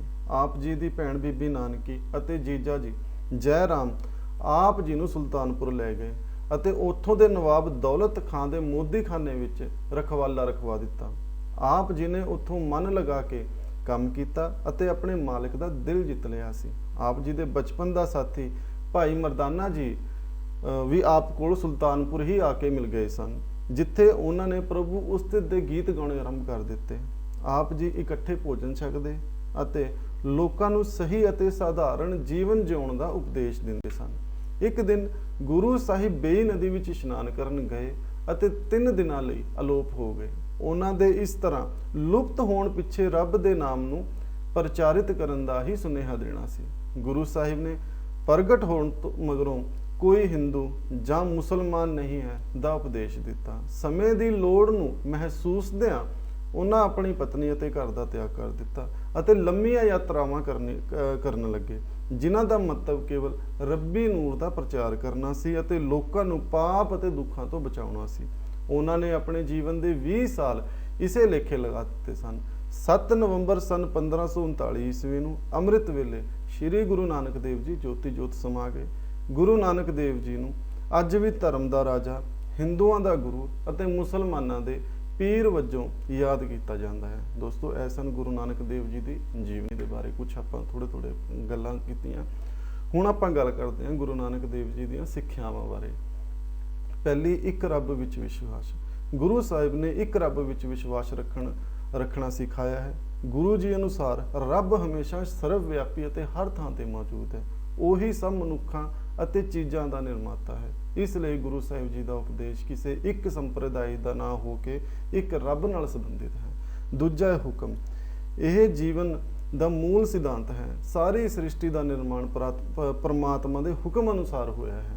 ਮਨੁੱਖ ਦਾ ਫਰਜ਼ ਉਸ ਰੱਬੀ ਹੁਕਮ ਨੂੰ ਮੰਨਣਾ ਹੈ ਅਤੇ ਸਦਾ ਭਾਣੇ ਵਿੱਚ ਰਹਿਣਾ ਹੈ। ਤੀਜਾ ਹੈ ਹਉਮੈ। ਗੁਰੂ ਜੀ ਅਨੁਸਾਰ ਇਹ ਮੈਂ ਦੀ ਭਾਵਨਾ ਸਭ ਦੁਨਿਆਵੀ ਦੁੱਖਾਂ ਦੀ ਜੜ ਹੈ। ਇਸੇ ਨਾਲ ਕਾਮ, ਕ੍ਰੋਧ, ਲੋਭ, ਮੋਹ ਅਤੇ ਹੰਕਾਰ ਵਰਗੇ ਭਾਵ ਪੈਦਾ ਹੁੰਦੇ ਹਨ। ਆਪਣੇ ਹੰਕਾਰ ਨੂੰ ਸਮਾਪਤ ਕਰਕੇ ਹੀ ਅਸੀਂ ਸੱਚਾਈ ਤੱਕ ਪਹੁੰਚ ਸਕਦੇ ਹਾਂ। ਚੌਥਾ ਹੈ ਨਾਮ ਜਪਣਾ। ਗੁਰੂ ਸਾਹਿਬ ਅਨੁਸਾਰ ਧਾਰਮਿਕ ਰਿਵਾਜਾਂ ਨਾਲੋਂ ਵਧੇਰੇ ਜ਼ਰੂਰੀ ਹੈ ਰੱਬ ਦੀ ਸਾਧਨਾ। ਨਾਮ ਜਪਣ ਨਾਲ ਹੀ ਤੁਹਾਡਾ ਰੱਬ ਪ੍ਰਤੀ ਮੋਹ ਵੱਧ ਸਕਦਾ ਹੈ। ਪੰਜਵਾਂ ਹੈਗਾ ਗੁਰੂ ਸਾਧਨਾ। ਗੁਰੂ ਜੀ ਨੇ ਜੀਵਨ ਵਿੱਚ ਗੁਰੂ ਸਾਧਨਾ ਤੇ ਵੀ ਜ਼ੋਰ ਦਿੱਤਾ ਹੈ। ਗੁਰੂ ਮਨੁੱਖ ਦੀ ਆਤਮਾ ਨੂੰ ਪਰਮਾਤਮਾ ਨਾਲ ਜੋੜਨ ਵਿੱਚ ਸਹਾਈ ਹੁੰਦਾ ਹੈ। ਉਹ ਅਧਿਆਪਕ, ਨੇਤਾ ਅਤੇ ਪੌੜੀ ਦੀ ਤਰ੍ਹਾਂ ਸਾਨੂੰ ਰੱਬ ਦੀ ਪ੍ਰਾਪਤੀ ਦਾ ਮਾਰਗ ਦਿਖਾਉਂਦਾ ਹੈ ਅਤੇ ਉਸ ਤੱਕ ਲੈ ਜਾਂਦਾ ਹੈ। ਛੇਵਾਂ ਹੈਗਾ ਨਦਰ। ਨਦਰ ਉਹ ਰੱਬੀ ਤਾਕਤ ਹੈ, ਉਹ ਰੱਬੀ ਨੂਰ ਹੈ ਜਿਸ ਨਾਲ ਅਸੀਂ ਸੱਚ ਤੱਕ ਪਹੁੰਚ ਜਾਂਦੇ ਹਾਂ ਅਤੇ ਸੁਤੰਤਰ ਹੋ ਜਾਂਦੇ ਹਾਂ। ਸਾਡੀ ਆਤਮਾ ਆਜ਼ਾਦ ਹੋ ਜਾਂਦੀ ਹੈ। ਸੱਤਵਾਂ ਹੈਗਾ ਸੇਵਾ। ਗੁਰੂ ਜੀ ਨੇ ਸੇਵਾ ਤੇ ਬਹੁਤ ਜ਼ੋਰ ਦਿੱਤਾ ਹੈ। ਕਿਰਤ ਕਰਨੀ, ਨਾਮ ਜਪਣਾ ਅਤੇ ਵੰਡ ਕੇ ਛਕਣਾ ਹਰ ਗੁਰਸਿੱਖ ਦਾ ਫਰਜ਼ ਹੈ। ਅੱਠਵਾਂ ਹੈਗਾ ਭੇਦ ਭਾਵ ਰਹਿਤ ਸਮਾਜ। ਗੁਰੂ ਜੀ ਨੇ ਜਨਮ, ਜਾਤੀ ਜਾਂ ਦੇਸ਼ ਦੇ ਆਧਾਰ ਤੇ ਲੋਕਾਂ ਵਿੱਚ ਕੀਤੇ ਜਾਂਦੇ ਭੇਦਭਾਵ ਦਾ ਵਿਰੋਧ ਕੀਤਾ ਹੈ। ਗੁਰੂ ਸਾਹਿਬ ਅਨੁਸਾਰ ਸਭ ਦਾ ਰਚਨਾਹਾਰ ਪਰਮਾਤਮਾ ਹੈ। ਜਾਤ ਪਾਤ ਸਭ ਝੂਠ ਹੈ। ਇੱਕੋ ਰੱਬੀ ਤਾਕਤ ਸਭ ਨੂੰ ਚਲਾ ਰਹੀ ਹੈ। ਗੁਰੂ ਜੀ ਨੇ ਮੁਫਤ ਅਤੇ ਸਾਂਝੀ ਰਸੋਈ ਗੁਰੂ ਕਾ ਲੰਗਰ ਸ਼ੁਰੂ ਕੀਤਾ, ਜਿੱਥੇ ਉਹਨਾਂ ਆਪਣੇ ਚੇਲਿਆਂ ਨੂੰ ਬਿਨਾਂ ਭੇਦਭਾਵ ਇਕੱਠੇ ਬੈਠ ਕੇ ਖਾਣਾ ਖਾਣ ਦਾ ਆਦੇਸ਼ ਦਿੱਤਾ। ਆ ਸੀਗੀਆਂ ਗੁਰੂ ਨਾਨਕ ਦੇਵ ਜੀ ਦੀਆਂ ਸਿੱਖਿਆਵਾਂ। ਤੇ ਪਿਛਲੇ ਬਾਰੇ ਗੱਲ ਕੀਤੀ ਸੀਗੀ ਨਾ ਕਿ ਇਹਨਾਂ ਦਾ ਜਿਹੜਾ ਉੱਤਰਾਧਿਕਾਰੀ ਸੀਗਾ ਗੁਰੂ ਅੰਗਦ ਦੇਵ ਜੀ। ਗੁਰੂ ਅੰਗਦ ਦੇਵ ਜੀ ਨੂੰ ਭਾਈ ਲਹਿਣਾ ਜੀ ਵੀ ਕਿਹਾ ਜਾਂਦਾ ਹੈ। ਠੀਕ ਹੈ, ਆਪਾਂ ਜਨਮ ਬਾਰੇ ਪੜ੍ਹ ਚੁੱਕੇ ਹਾਂ। ਠੀਕ ਹੈ, ਇਹਨਾਂ ਦੇ ਪੁੱਤਰਾਂ ਬਾਰੇ ਪੜ੍ਹ ਚੁੱਕੇ ਹਾਂ। ਬੇਟੀ ਸੀਗੀ ਇਹਨਾਂ ਦੀ ਕਮਰੋ। ਅੱਛਾ, ਗੁਰਗੱਦੀ ਬਾਰੇ ਗੱਲ ਕਰ ਲੈਂਦੇ ਹਾਂ। ਇਹਨਾਂ ਨੂੰ ਗੁਰਗੱਦੀ ਜਿਹੜੀ ਪ੍ਰਾਪਤ ਹੋਈ ਸੀਗੀ ਸਨ 1539 ਤੋਂ ਲੈ ਕੇ ਸਨ 1552 ਤੱਕ ਸੀਗੀ ਇਹਨਾਂ ਕੋਲੇ। ਇਹਨਾਂ ਨੇ ਖੋਜ ਕਿਹਦੀ ਕੀਤੀ ਸੀਗੀ? ਗੁਰਮੁਖੀ ਲਿਪੀ ਜਿਹੜੀ ਹੈਗੀ ਹੈ ਨਾ, ਉਹਦੀ ਖੋਜ ਦੂਜੀ ਪਾਤਸ਼ਾਹੀ ਸ੍ਰੀ ਗੁਰੂ ਅੰਗਦ ਦੇਵ ਜੀ ਨੇ ਹੀ ਕੀਤੀ ਸੀਗੀ। ਇਹਨਾਂ ਨੇ ਇੱਕ ਪਰੰਪਰਾ ਸ਼ੁਰੂ ਕੀਤੀ ਸੀਗੀ ਜਿਹਨੂੰ ਮਾਲਾ ਅਖਾੜਾ ਵੀ ਕਿਹਾ ਜਾਂਦਾ ਸੀਗਾ। ਇਹਨਾਂ ਦੀ ਰਚਨਾ ਕੀ ਸੀ? ਭਾਈ ਬਾਲੇ ਵਾਲੀ ਸਾਖੀ, ਜੋ ਕਿ ਗੁਰੂ ਨਾਨਕ ਦੇਵ ਜੀ ਦੀ ਜੀਵਨੀ ਸੀਗੀ। ਇਹਨਾਂ ਨੇ ਇੱਕ ਸ਼ਹਿਰ ਦੀ ਸਥਾਪਨਾ ਕੀਤੀ ਸੀਗੀ ਜਿਹਨੂੰ ਕਿ ਖਡੂਰ ਸਾਹਿਬ ਅੱਜ ਕੱਲ੍ਹ ਤਰਨ ਤਾਰਨ ਵਿੱਚ ਸਥਿਤ ਹੈ। ਸਮੇਂ ਦੇ ਮੁਗਲ ਬਾਦਸ਼ਾਹ ਕੌਣ ਸੀਗੇ? ਹਿਮਾਯੂ ਅਤੇ ਸ਼ੇਰ ਸ਼ਾਹ ਸੂਰੀ ਸੀਗੇ। ਇਹਨਾਂ ਦੇ ਉੱਤਰਾਧਿਕਾਰੀ ਕੌਣ ਸੀਗੇ? ਸ੍ਰੀ ਗੁਰੂ ਅਮਰਦਾਸ ਜੀ। ਇਹ ਜੋਤੀ ਜੋਤ ਸਮਾਏ ਸੀਗੇ ਖਡੂਰ ਸਾਹਿਬ ਵਿਖੇ ਸਨ 1552 ਈਸਵੀ ਦੇ ਵਿੱਚ। ਹੁਣ ਆਪਾਂ ਗੱਲ ਕਰਦੇ ਹਾਂ ਤੀਜੀ ਪਾਤਸ਼ਾਹੀ ਸ੍ਰੀ ਗੁਰੂ ਅਮਰਦਾਸ ਜੀ ਬਾਰੇ। ਸ੍ਰੀ ਗੁਰੂ ਅਮਰਦਾਸ ਜੀ ਜੋ ਕਿ ਸਿੱਖਾਂ ਦੇ ਤੀਜੇ ਗੁਰੂ ਹੋਏ ਹਨ, ਜਿਹਦਾ ਜਨਮ 5 ਮਈ ਸਨ 1479 ਈਸਵੀ ਨੂੰ ਇੱਕ ਭੱਲਾ ਖੱਤਰੀ ਪਰਿਵਾਰ ਵਿੱਚ ਬਸਰਕੇ ਪਿੰਡ ਵਿਖੇ ਜ਼ਿਲ੍ਹਾ ਅੰਮ੍ਰਿਤਸਰ ਵਿੱਚ ਹੋਇਆ ਸੀ। ਉਹਨਾਂ ਦੇ ਪਿਤਾ ਜੀ ਦਾ ਨਾਮ ਭਾਈ ਤੇਜਪਾਨ ਅਤੇ ਮਾਤਾ ਜੀ ਦਾ ਨਾਮ ਬੀਬੀ ਬਖਤ ਕੌਰ ਸੀ। ਉਹਨਾਂ ਦਾ ਵਿਆਹ ਭਾਈ ਦੇਵੀ ਚੰਦ ਜੀ ਦੀ ਪੁੱਤਰੀ ਬੀਬੀ ਮਨਸਾ ਦੇਵੀ ਜੀ ਨਾਲ ਹੋਇਆ ਸੀ, ਜਿਨ੍ਹਾਂ ਦੇ ਕੁੱਖੋਂ 2 ਪੁੱਤਰ ਭਾਈ ਮੋਹਰੀ ਅਤੇ ਭਾਈ ਮੋਹਨ ਅਤੇ 2 ਪੁੱਤਰੀਆਂ ਬੀਬੀ ਦਾਨੀ ਜੀ ਅਤੇ ਬੀਬੀ ਭਾਨੀ ਜੀ ਦਾ ਜਨਮ ਹੋਇਆ ਸੀ। ਪਹਿਲਾਂ ਗੁਰੂ ਅਮਰਦਾਸ ਜੀ ਵੈਸ਼ਨਵੀ ਸਨ ਅਤੇ ਨੇਮ ਨਾਲ ਹਰਿਦੁਆਰ ਪਵਿੱਤਰ ਜਲ ਇਸ਼ਨਾਨ ਲਈ ਜਾਇਆ ਕਰਦੇ ਸਨ। 62 ਸਾਲ ਦੀ ਉਮਰ ਤੱਕ ਉਹਨਾਂ ਨੇ ਇਹ ਨੇਮ ਨਿਭਾਇਆ। ਇੱਕ ਵਾਰ ਬੀਬੀ ਅਮਰੋ ਜੋ ਕਿ ਗੁਰੂ ਅੰਗਦ ਦੇਵ ਜੀ ਦੀ ਸੁਪੁੱਤਰੀ ਸਨ ਅਤੇ ਗੁਰੂ ਅਮਰਦਾਸ ਜੀ ਦੇ ਭਤੀਜੇ ਨੂੰ ਵਿਆਹੇ ਹੋਏ ਸਨ, ਗੁਰੂ ਨਾਨਕ ਦੇਵ ਜੀ ਦੀ ਬਾਣੀ ਦਾ ਉਚਾਰਨ ਕਰ ਰਹੇ ਸਨ। ਇਸ ਨੇ ਗੁਰੂ ਅਮਰਦਾਸ ਜੀ ਦੇ ਮਨ ਵਿੱਚ ਗਹਿਰਾ ਪ੍ਰਭਾਵ ਪਾਇਆ ਅਤੇ ਉਹ ਗੁਰੂ ਨਾਨਕ ਦੇਵ ਜੀ ਦੇ ਗੱਦੀ ਤੇ ਬੈਠੇ ਗੁਰੂ ਸਾਹਿਬਾਨ ਜੋ ਕਿ ਗੁਰੂ ਅੰਗਦ ਦੇਵ ਜੀ ਸਨ ਨੂੰ ਮਿਲਣਾ ਚਾਹੁੰਦੇ ਸਨ। ਇਸ ਲਈ ਸਨ 1540 ਈਸਵੀ ਵਿੱਚ ਬੀਬੀ ਅਮਰੋ ਜੀ ਉਹਨਾਂ ਨੂੰ ਆਪਣੇ ਪਿਤਾ ਗੁਰੂ ਅੰਗਦ ਦੇਵ ਜੀ ਕੋਲ ਖਡੂਰ ਸਾਹਿਬ ਲੈ ਗਏ ਸਨ। ਉਹ ਉਦੋਂ ਹੀ ਉਹਨਾਂ ਦੇ ਚੇਲੇ ਬਣ ਗਏ ਅਤੇ ਉਹਨਾਂ 12 ਸਾਲ ਇਕਾਗਰਚਿਤ ਹੋ ਕੇ ਗੁਰੂ ਅੰਗਦ ਦੇਵ ਜੀ ਦੀ ਸੇਵਾ ਕੀਤੀ। ਆਪ ਜੀ ਨੇ ਇੱਕ ਸ਼ਹਿਰ ਵਸਾਇਆ ਜਿਸ ਨੂੰ ਕਿ ਗੋਬਿੰਦਵਾਲ ਸਾਹਿਬ ਨਾਮ ਦੇ ਨਾਮ ਨਾਲ ਜਾਣਿਆ ਜਾਂਦਾ ਹੈ। ਇਹ ਪੰਜਾਬ ਦੇ ਜ਼ਿਲ੍ਹਾ ਤਰਨਤਾਰਨ ਵਿਖੇ ਸਥਿਤ ਹੈ। ਗੁਰੂ ਜੀ ਨੇ ਗੋਬਿੰਦਵਾਲ ਸਾਹਿਬ ਵਿਖੇ 84 ਪੌੜੀਆਂ ਵਾਲੀ ਬੌਲੀ ਦਾ ਨਿਰਮਾਣ ਕਰਵਾਇਆ ਜੋ ਕਿ ਸਿੱਖਾਂ ਦਾ ਇੱਕ ਪਵਿੱਤਰ ਸਥਾਨ ਬਣ ਗਿਆ ਹੈ। ਗੋਬਿੰਦਵਾਲ ਸਾਹਿਬ ਆਉਂਦੇ ਸਿੱਖਾਂ ਲਈ ਵਿਸਾਖੀ ਅਤੇ ਦੀਵਾਲੀ ਮਹੱਤਵਪੂਰਨ ਤਿਉਹਾਰ ਬਣ ਗਏ ਹਨ। ਉਹਨਾਂ ਨੇ ਸਿੱਖਾਂ ਦੇ ਜਨਮ, ਵਿਆਹ ਅਤੇ ਮੌਤ ਦੇ ਸਮੇਂ ਲਈ ਕਈ ਰਸਮਾਂ ਤੈਅ ਕੀਤੀਆਂ ਹਨ। ਉਹਨਾਂ ਸਿੱਖਾਂ ਨੂੰ ਕਿਹਾ ਕਿ ਔਖੀ ਘੜੀ ਮੌਕੇ ਰੋਣਾ ਜਾਂ ਦਿਲ ਨਹੀਂ ਛੱਡਣਾ ਚਾਹੀਦਾ, ਸਗੋਂ ਉਸ ਪ੍ਰਮਾਤਮਾ ਨੂੰ ਯਾਦ ਕਰਨਾ ਚਾਹੀਦਾ ਹੈ ਜੋ ਸਾਨੂੰ ਧਰਤੀ ਤੇ ਹਰ ਖੁਸ਼ੀ ਬਖਸ਼ਦੇ ਹਨ। ਗੁਰੂ ਸਾਹਿਬਾਨ ਨੇ ਸੰਗਤ ਤੋਂ ਪੰਗਤ ਦੀ ਪ੍ਰਥਾ ਦਾ ਆਰੰਭ ਕੀਤਾ ਸੀ। ਉਹਨਾਂ ਦਾ ਕਥਨ ਸੀ, ਸੰਗਤ ਤੋਂ ਪਹਿਲਾਂ ਪੰਗਤ। ਸਿੱਖ ਸੰਗਤਾਂ ਨੂੰ ਜੋੜਨ ਲਈ ਗੁਰੂ ਅਮਰਦਾਸ ਜੀ ਨੇ ਦੇਸ਼ ਦੇ ਵੱਖ-ਵੱਖ ਭਾਗਾਂ ਵਿੱਚ ਮੰਜੀਆਂ ਦੀ ਸਥਾਪਨਾ ਕੀਤੀ। ਗੁਰੂ ਨਾਨਕ ਦੇਵ ਜੀ ਦੇ ਸੰਦੇਸ਼ ਨੂੰ ਮਾਨਵਤਾ ਤੱਕ ਪਹੁੰਚਾਉਣ ਲਈ ਆਪ ਜੀ ਨੇ ਮਸੰਦ ਨਿਯੁਕਤ ਕੀਤੇ। ਮਸੰਦ ਕੀ ਹੁੰਦੇ ਸੀਗੇ? ਇੱਕ ਕਹਿਣ ਦਾ ਮਤਲਬ ਕਿ ਆਪਾਂ ਇੱਕ ਪੋਸਟਮੈਨ ਕਹਿ ਸਕਦੇ ਹਾਂ। ਪੋਸਟਮੈਨ ਕਹਿਣ ਦਾ ਮਤਲਬ ਕਿ ਮਸੰਦ ਹੁੰਦੇ ਸੀਗੇ ਜਿਹੜੇ ਇੱਕ ਸਮਾਚਾਰ ਲੈ ਕੇ ਜਾਇਆ ਕਰਦੇ ਸੀਗੇ, ਜਾਂ ਸਮਾਚਾਰ ਲੈ ਕੇ, ਜਿਵੇਂ ਕਿ ਮੈਂ ਹੁਣ ਸਿੱਖ ਹੈਗਾ, ਮੈਂ ਕੋਈ ਭੇਟਾਂ ਦੇਣਾ ਚਾਹੁੰਦਾ, ਠੀਕ ਹੈ, ਤੇ ਉਹ ਮਸੰਦ ਮੇਰੇ ਕੋਲ ਆਉਂਦੇ ਸੀਗੇ ਤੇ ਮੈਂ ਉਹਨਾਂ ਨੂੰ ਭੇਟਾਂ ਦਿੰਦਾ ਸੀਗਾ ਤੇ ਉਹ ਮਸੰਦ ਜਿਹੜੇ ਸੀਗੇ ਉਹ ਭੇਟਾਂ ਜਾ ਕੇ ਗੁਰੂ ਸਾਹਿਬਾਨ ਨੂੰ ਦੇ ਦਿੰਦੇ ਸਨ। ਇਹ ਮਸੰਦ ਦਾ ਕੰਮ ਹੁੰਦਾ ਸੀਗਾ, ਠੀਕ ਹੈ। ਜਾਂ ਕੋਈ ਪ੍ਰਚਾਰ ਕਰਨਾ, ਸਿੱਖੀ ਦਾ ਪ੍ਰਚਾਰ, ਇਹ ਮਸੰਦ ਕਰਿਆ ਕਰਦੇ ਸੀਗੇ, ਉੱਦਾਂ ਦੇ ਕੰਮ, ਠੀਕ ਹੈ। ਉਹਨਾਂ ਦਾ ਮੁੱਖ ਕੰਮ ਸਿੱਖੀ ਦਾ ਪ੍ਰਚਾਰ ਅਤੇ ਸ਼ਰਧਾਲੂਆਂ ਤੋਂ ਭੇਟਾਂ ਇਕੱਠਾ ਕਰਨੀ ਸੀ। ਗੁਰੂ ਅਮਰਦਾਸ ਜੀ ਬਾਰੇ ਆਪਾਂ ਜਾਣਕਾਰੀ ਹੁਣੇ ਪੜ੍ਹ ਚੁੱਕੇ ਹਾਂ, ਠੀਕ ਹੈ। ਉਹਨਾਂ ਦੇ ਬੱਚਿਆਂ ਬਾਰੇ ਪੜ੍ਹ ਚੁੱਕੇ ਹਾਂ, ਉਹਨਾਂ ਦੇ ਜੋ ਬੇਟੀਆਂ ਸੀਗੀਆਂ ਉਹਨਾਂ ਬਾਰੇ ਪੜ੍ਹ ਚੁੱਕੇ ਹਾਂ। ਉਹਨਾਂ ਦੀ ਗੁਰਗੱਦੀ ਬਾਰੇ ਪੜ੍ਹ ਲੈਂਦੇ ਹਾਂ। ਗੁਰਗੱਦੀ ਜਿਹੜੀ ਸੀਗੀ ਸ਼੍ਰੀ ਗੁਰੂ ਅਮਰਦਾਸ ਜੀ ਨੂੰ ਸਨ 1552 ਈਸਵੀ ਤੋਂ ਮਿਲੀ ਸੀਗੀ ਤੇ ਸਨ 1574 ਈਸਵੀ ਤੱਕ ਰਹੀ। ਇਹਨਾਂ ਨੇ ਸ਼ੁਰੂ ਕੀਤੀ ਸੀਗੀ ਮੰਜੀ ਪ੍ਰਥਾ। ਰਚਨਾ ਇਹਨਾਂ ਨੇ ਆਨੰਦ ਸਾਹਿਬ ਦੀ ਰਚਨਾ, ਜਿਹੜੀ ਕਿ ਆਪਾਂ ਪੜ੍ਹਦੇ ਹਾਂ, ਆਨੰਦ ਸਾਹਿਬ ਦੀ ਰਚਨਾ ਗੁਰੂ ਅਮਰਦਾਸ ਜੀ ਦੁਆਰਾ ਕੀਤੀ ਗਈ ਹੈ। ਇਹਨਾਂ ਨੇ ਇੱਕ ਸ਼ਹਿਰ ਦੀ ਸਥਾਪਨਾ ਕੀਤੀ ਸੀਗੀ ਗੋਇੰਦਵਾਲ ਸਾਹਿਬ, ਜਿਹੜਾ ਕਿ ਜ਼ਿਲ੍ਹਾ ਤਰਨਤਾਰਨ ਦੇ ਵਿੱਚ ਹੈ। ਦੋਸਤੋ ਦੇਖੋ, ਤਰਨਤਾਰਨ ਜ਼ਿਲ੍ਹਾ ਕਿੰਨਾ ਪ੍ਰਸਿੱਧ ਹੈਗਾ ਤੇ ਉਹ ਕਿੰਨੇ ਗੁਰੂਆਂ ਦੀ ਚਰਨ ਛੋਹ ਧਰਤੀ ਹੈਗੀ ਆ, ਉਹਨੂੰ ਸਾਨੂੰ ਨਮਨ ਕਰਨਾ ਚਾਹੀਦਾ, ਠੀਕ ਹੈ। ਇਹਨਾਂ ਦੁਆਰਾ ਬੌਲੀ ਸਾਹਿਬ ਦਾ ਨਿਰਮਾਣ ਗੋਇੰਦਵਾਲ ਸਾਹਿਬ ਕੀਤਾ ਗਿਆ ਸੀਗਾ, ਜਿੱਥੇ 84 ਪੌੜੀਆਂ ਦਾ ਵਰਣਨ ਹੈਗਾ, ਠੀਕ ਹੈ। 84 ਪੌੜੀਆਂ ਬਣਾਈਆਂ ਗਈਆਂ। ਕਹਿੰਦੇ ਕਿ 84 ਲੱਖ ਜੂਨ ਹੁੰਦੀ ਹੈ ਬੰਦੇ ਦੀ, ਉਸ ਚੀਜ਼ ਕਰਕੇ ਇਹਨਾਂ ਨੇ ਸੰਗਤ ਤੋਂ ਪਹਿਲਾਂ ਪੰਗਤ ਦਾ ਪ੍ਰਚਾਰ ਕੀਤਾ ਸੀਗਾ, ਠੀਕ ਹੈ। ਸਮੇਂ ਇਹਨਾਂ ਦੇ ਜਿਹੜੇ ਮੁਗਲ ਬਾਦਸ਼ਾਹ ਸੀਗੇ ਉਹ ਅਕਬਰ ਸੀਗੇ। ਉੱਤਰਾਧਿਕਾਰੀ ਇਹਨਾਂ ਨੇ ਬਣਾਇਆ ਸੀਗਾ ਭਾਈ ਜੇਠਾ ਜੀ ਨੂੰ, ਜਿਨ੍ਹਾਂ ਨੂੰ ਗੁਰੂ ਰਾਮਦਾਸ ਜੀ ਕਿਹਾ ਜਾਂਦਾ ਹੈ। ਜੋਤੀ ਜੋਤ ਸਮਾਏ ਸੀਗੇ ਸ਼੍ਰੀ ਗੁਰੂ ਅਮਰਦਾਸ ਜੀ ਗੋਇੰਦਵਾਲ ਸਾਹਿਬ ਵਿਖੇ ਸਨ 1584 ਈਸਵੀ ਦੇ ਵਿੱਚ। ਹੁਣ ਆਪਾਂ ਗੱਲ ਕਰਦੇ ਹਾਂ ਚੌਥੀ ਪਾਤਸ਼ਾਹੀ ਸ਼੍ਰੀ ਗੁਰੂ ਰਾਮਦਾਸ ਜੀ ਬਾਰੇ। ਗੁਰੂ ਰਾਮਦਾਸ ਜੀ ਸਿੱਖਾਂ ਦੇ ਚੌਥੇ ਗੁਰੂ ਹੋਏ ਹਨ। ਇਹਨਾਂ ਨੂੰ ਭਾਈ ਜੇਠਾ ਜੀ ਵੀ ਕਿਹਾ ਜਾਂਦਾ ਹੈ। ਇਹਨਾਂ ਦਾ ਜਨਮ 24 ਸਤੰਬਰ ਸਨ 1534 ਈਸਵੀ ਨੂੰ ਚੁੰਨਾ ਮੰਡੀ ਲਾਹੌਰ ਵਿਖੇ ਰਹਿਣ ਵਾਲੇ ਸੋਢੀ ਪਰਿਵਾਰ ਵਿੱਚ ਹੋਇਆ ਸੀ। ਗੁਰੂ ਜੀ ਦੇ ਪਿਤਾ ਜੀ ਦਾ ਨਾਮ ਭਾਈ ਹਰੀਦਾਸ ਜੀ ਸੀ ਅਤੇ ਮਾਤਾ ਜੀ ਦਾ ਨਾਮ ਮਾਤਾ ਦਇਆ ਕੌਰ ਸੀ। ਚੁੰਨਾ ਮੰਡੀ ਲਾਹੌਰ ਵਿਖੇ ਸਥਿਤ ਗੁਰਦੁਆਰਾ ਜਨਮ ਸਥਾਨ ਆਪ ਜੀ ਦੇ ਜਨਮ ਸਥਲ ਦਾ ਪ੍ਰਤੀਕ ਹੈ। ਗੁਰੂ ਅਮਰਦਾਸ ਜੀ ਨੇ ਗੁਰੂ ਰਾਮਦਾਸ ਜੀ ਵਿੱਚ ਇਮਾਨਦਾਰੀ, ਮਾਨਵਤਾ, ਸੇਵਾ ਦੀ ਬੇਅੰਤ ਭਾਵਨਾ ਅਤੇ ਉੱਚ ਚਰਿੱਤਰ ਦੇਖ ਕੇ ਸਨ 1554 ਈਸਵੀ ਵਿੱਚ ਆਪਣੀ ਪੁੱਤਰੀ ਬੀਬੀ ਭਾਨੀ ਜੀ ਦਾ ਵਿਆਹ ਗੁਰੂ ਰਾਮਦਾਸ ਜੀ ਨਾਲ ਕਰ ਦਿੱਤਾ ਸੀ। ਉਹਨਾਂ ਦੇ 3 ਪੁੱਤਰ ਭਾਈ ਪਿਰਥੀ ਚੰਦ, ਭਾਈ ਮਹਾਦੇਵ ਜੀ ਅਤੇ ਭਾਈ ਅਰਜਨ ਦੇਵ ਜੀ ਹੋਏ ਹਨ। ਗੁਰੂ ਅਮਰਦਾਸ ਜੀ ਨੇ ਕਈ ਵਾਰ ਆਪ ਦਾ ਇਮਤਿਹਾਨ ਲਿਆ, ਪਰ ਹਰ ਵਾਰ ਜੇਠਾ ਜੀ ਦਾ ਕਦ ਉਹਨਾਂ ਦੀ ਨਜ਼ਰ ਵਿੱਚ ਉੱਚਾ ਉੱਠਦਾ ਚਲਾ ਗਿਆ। ਜੇਠਾ ਜੀ ਮਤਲਬ ਕਿ ਗੁਰੂ ਰਾਮਦਾਸ ਜੀ, ਠੀਕ ਹੈ। ਦੇਖੋ ਆਪਾਂ ਇਹਦੇ ਵਿੱਚ ਗੱਲ ਕੀਤੀ ਹੈ ਨਾ ਇਮਾਨਦਾਰੀ ਬਾਰੇ, ਉਹ ਇਮਤਿਹਾਨ ਸਾਰਿਆਂ ਦਾ ਲਿਆ ਜਾਂਦਾ ਹੈ, ਠੀਕ ਹੈ। ਗੁਰੂ ਦਾ ਇਮਤਿਹਾਨ ਲੈ ਰਿਹਾ, ਠੀਕ ਹੈ ਨਾ, ਗੁਰੂ ਚੇਲੇ ਦਾ ਇਮਤਿਹਾਨ ਲੈ ਰਿਹਾ, ਉਹ ਵੀ ਗੁਰੂ ਸੀਗੇ, ਉਹ ਵੀ ਗੁਰੂ ਸੀਗੇ, ਜੋਤ ਤਾਂ ਸਾਰੇ ਗੁਰੂਆਂ ਦੇ ਵਿੱਚ ਇੱਕ ਹੀ ਸੀਗੀ, ਠੀਕ ਹੈ ਨਾ। ਤੇ ਚਲੋ ਆਪਾਂ ਅੱਗੇ ਵਧਦੇ ਹਾਂ, ਗੱਲ ਕਰਦੇ ਹਾਂ। ਉਹ ਇਹ ਭਲੀ ਭਾਂਤੀ ਜਾਣ ਚੁੱਕੇ ਸਨ ਕਿ ਉਹਨਾਂ ਦੇ ਸਾਰੇ ਚੇਲਿਆਂ ਵਿੱਚੋਂ ਸ਼੍ਰੀ ਗੁਰੂ ਨਾਨਕ ਦੇਵ ਜੀ ਦੀਆਂ ਸਿੱਖਿਆਵਾਂ ਦਾ ਸਭ ਤੋਂ ਵੱਧ ਗਿਆਨ ਭਾਈ ਜੇਠਾ ਜੀ ਨੂੰ ਹੀ ਹੈ। ਉਹਨਾਂ ਨੇ ਇਸੇ ਆਧਾਰ ਤੇ ਗੁਰੂ ਜੀ ਨੂੰ ਆਪਣਾ ਉੱਤਰਾਧਿਕਾਰੀ ਥਾਪਿਆ। ਉਹਨਾਂ ਨੇ ਆਪਣੀ ਸੋਚ ਅਤੇ ਜ਼ਿੰਮੇਵਾਰੀ ਜੇਠਾ ਜੀ ਨੂੰ ਸੌਂਪੀ, ਜਿਨ੍ਹਾਂ ਨੂੰ ਗੁਰੂ ਰਾਮਦਾਸ ਜੀ ਦਾ ਨਾਮ ਦਿੱਤਾ ਗਿਆ, ਜੋ ਕਿ ਦੂਜੇ ਗੁਰੂ ਸਾਹਿਬਾਨ ਗੁਰੂ ਅੰਗਦ ਦੇਵ ਜੀ ਵੱਲੋਂ ਉਹਨਾਂ ਨੂੰ ਦਿੱਤਾ ਗਿਆ ਸੀ।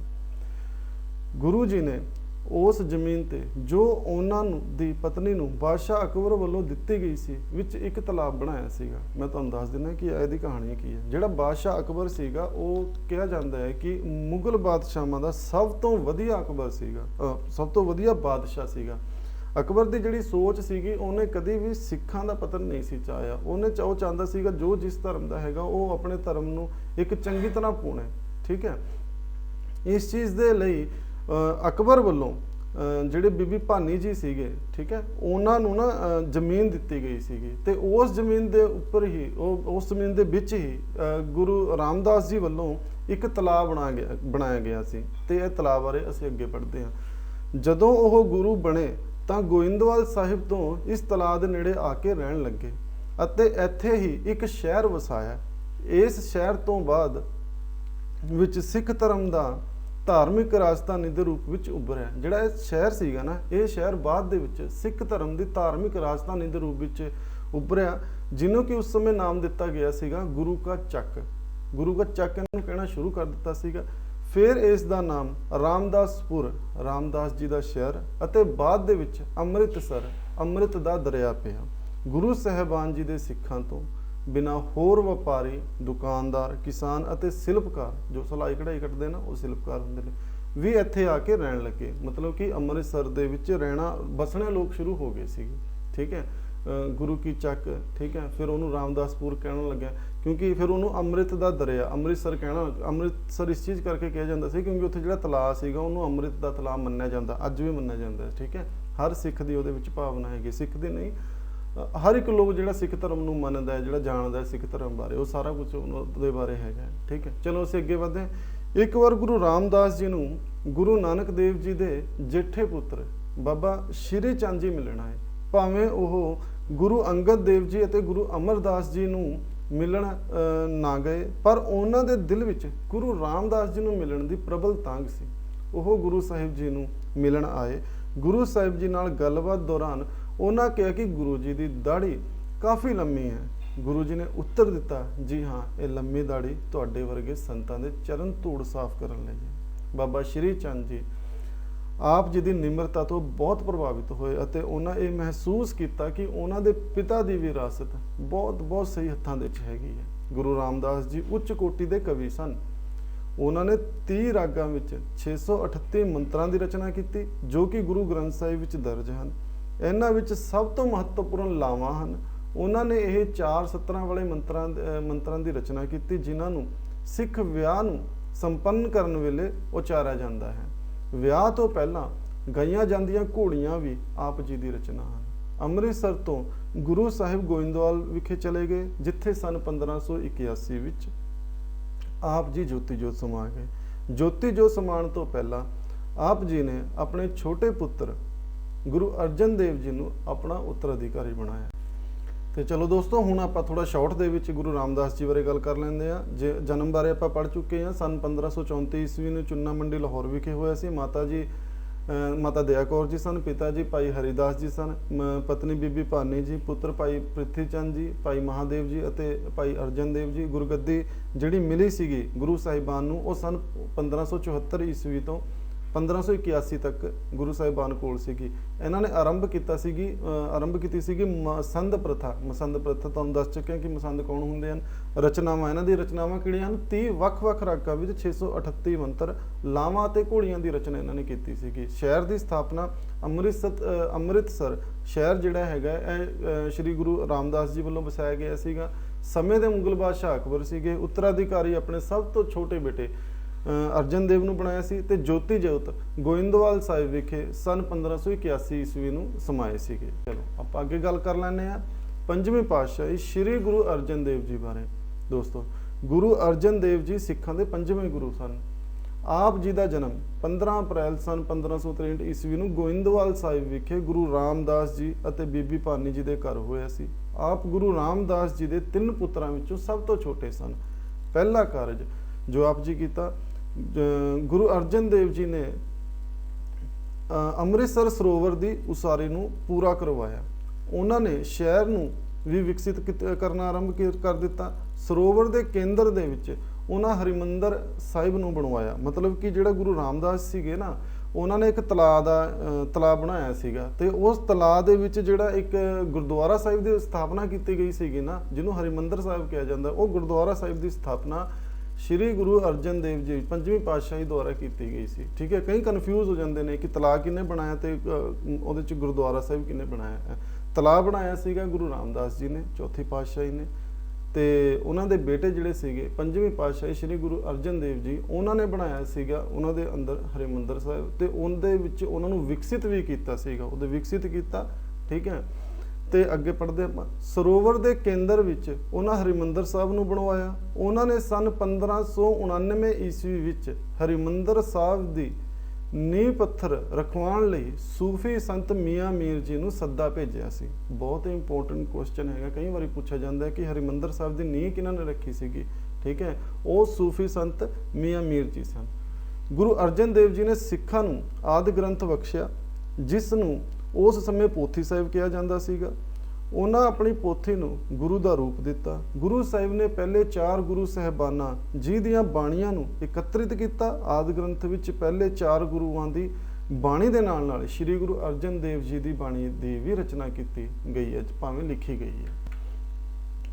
ਇਸ ਗ੍ਰੰਥ ਵਿੱਚ ਹਿੰਦੂ ਅਤੇ ਮੁਸਲਮਾਨ ਸੰਤਾਂ ਜਿਵੇਂ ਸ਼ੇਖ ਫਰੀਦ ਜੀ, ਕਬੀਰ ਜੀ ਅਤੇ ਭਗਤ ਰਵਿਦਾਸ ਜੀ ਦੀ ਬਾਣੀ ਵੀ ਲਿਖੀ ਗਈ ਹੈ। ਗੁਰੂ ਜੀ ਨੇ ਇਸ ਗ੍ਰੰਥ ਵਿੱਚ ਕਾਨਾ, ਸ਼ਾਹ ਹੁਸੈਨ, ਪਿੱਲੂ ਅਤੇ ਛੱਜੂ ਦੀਆਂ ਰਚਨਾਵਾਂ ਨੂੰ ਸ਼ਾਮਿਲ ਨਹੀਂ ਕੀਤਾ, ਕਿਉਂਕਿ ਇਹ ਗੁਰੂ ਨਾਨਕ ਸਾਹਿਬ ਜੀ ਦੇ ਸਿਧਾਂਤਾਂ ਦੇ ਅਨੁਰੂਪ ਨਹੀਂ ਸਨ।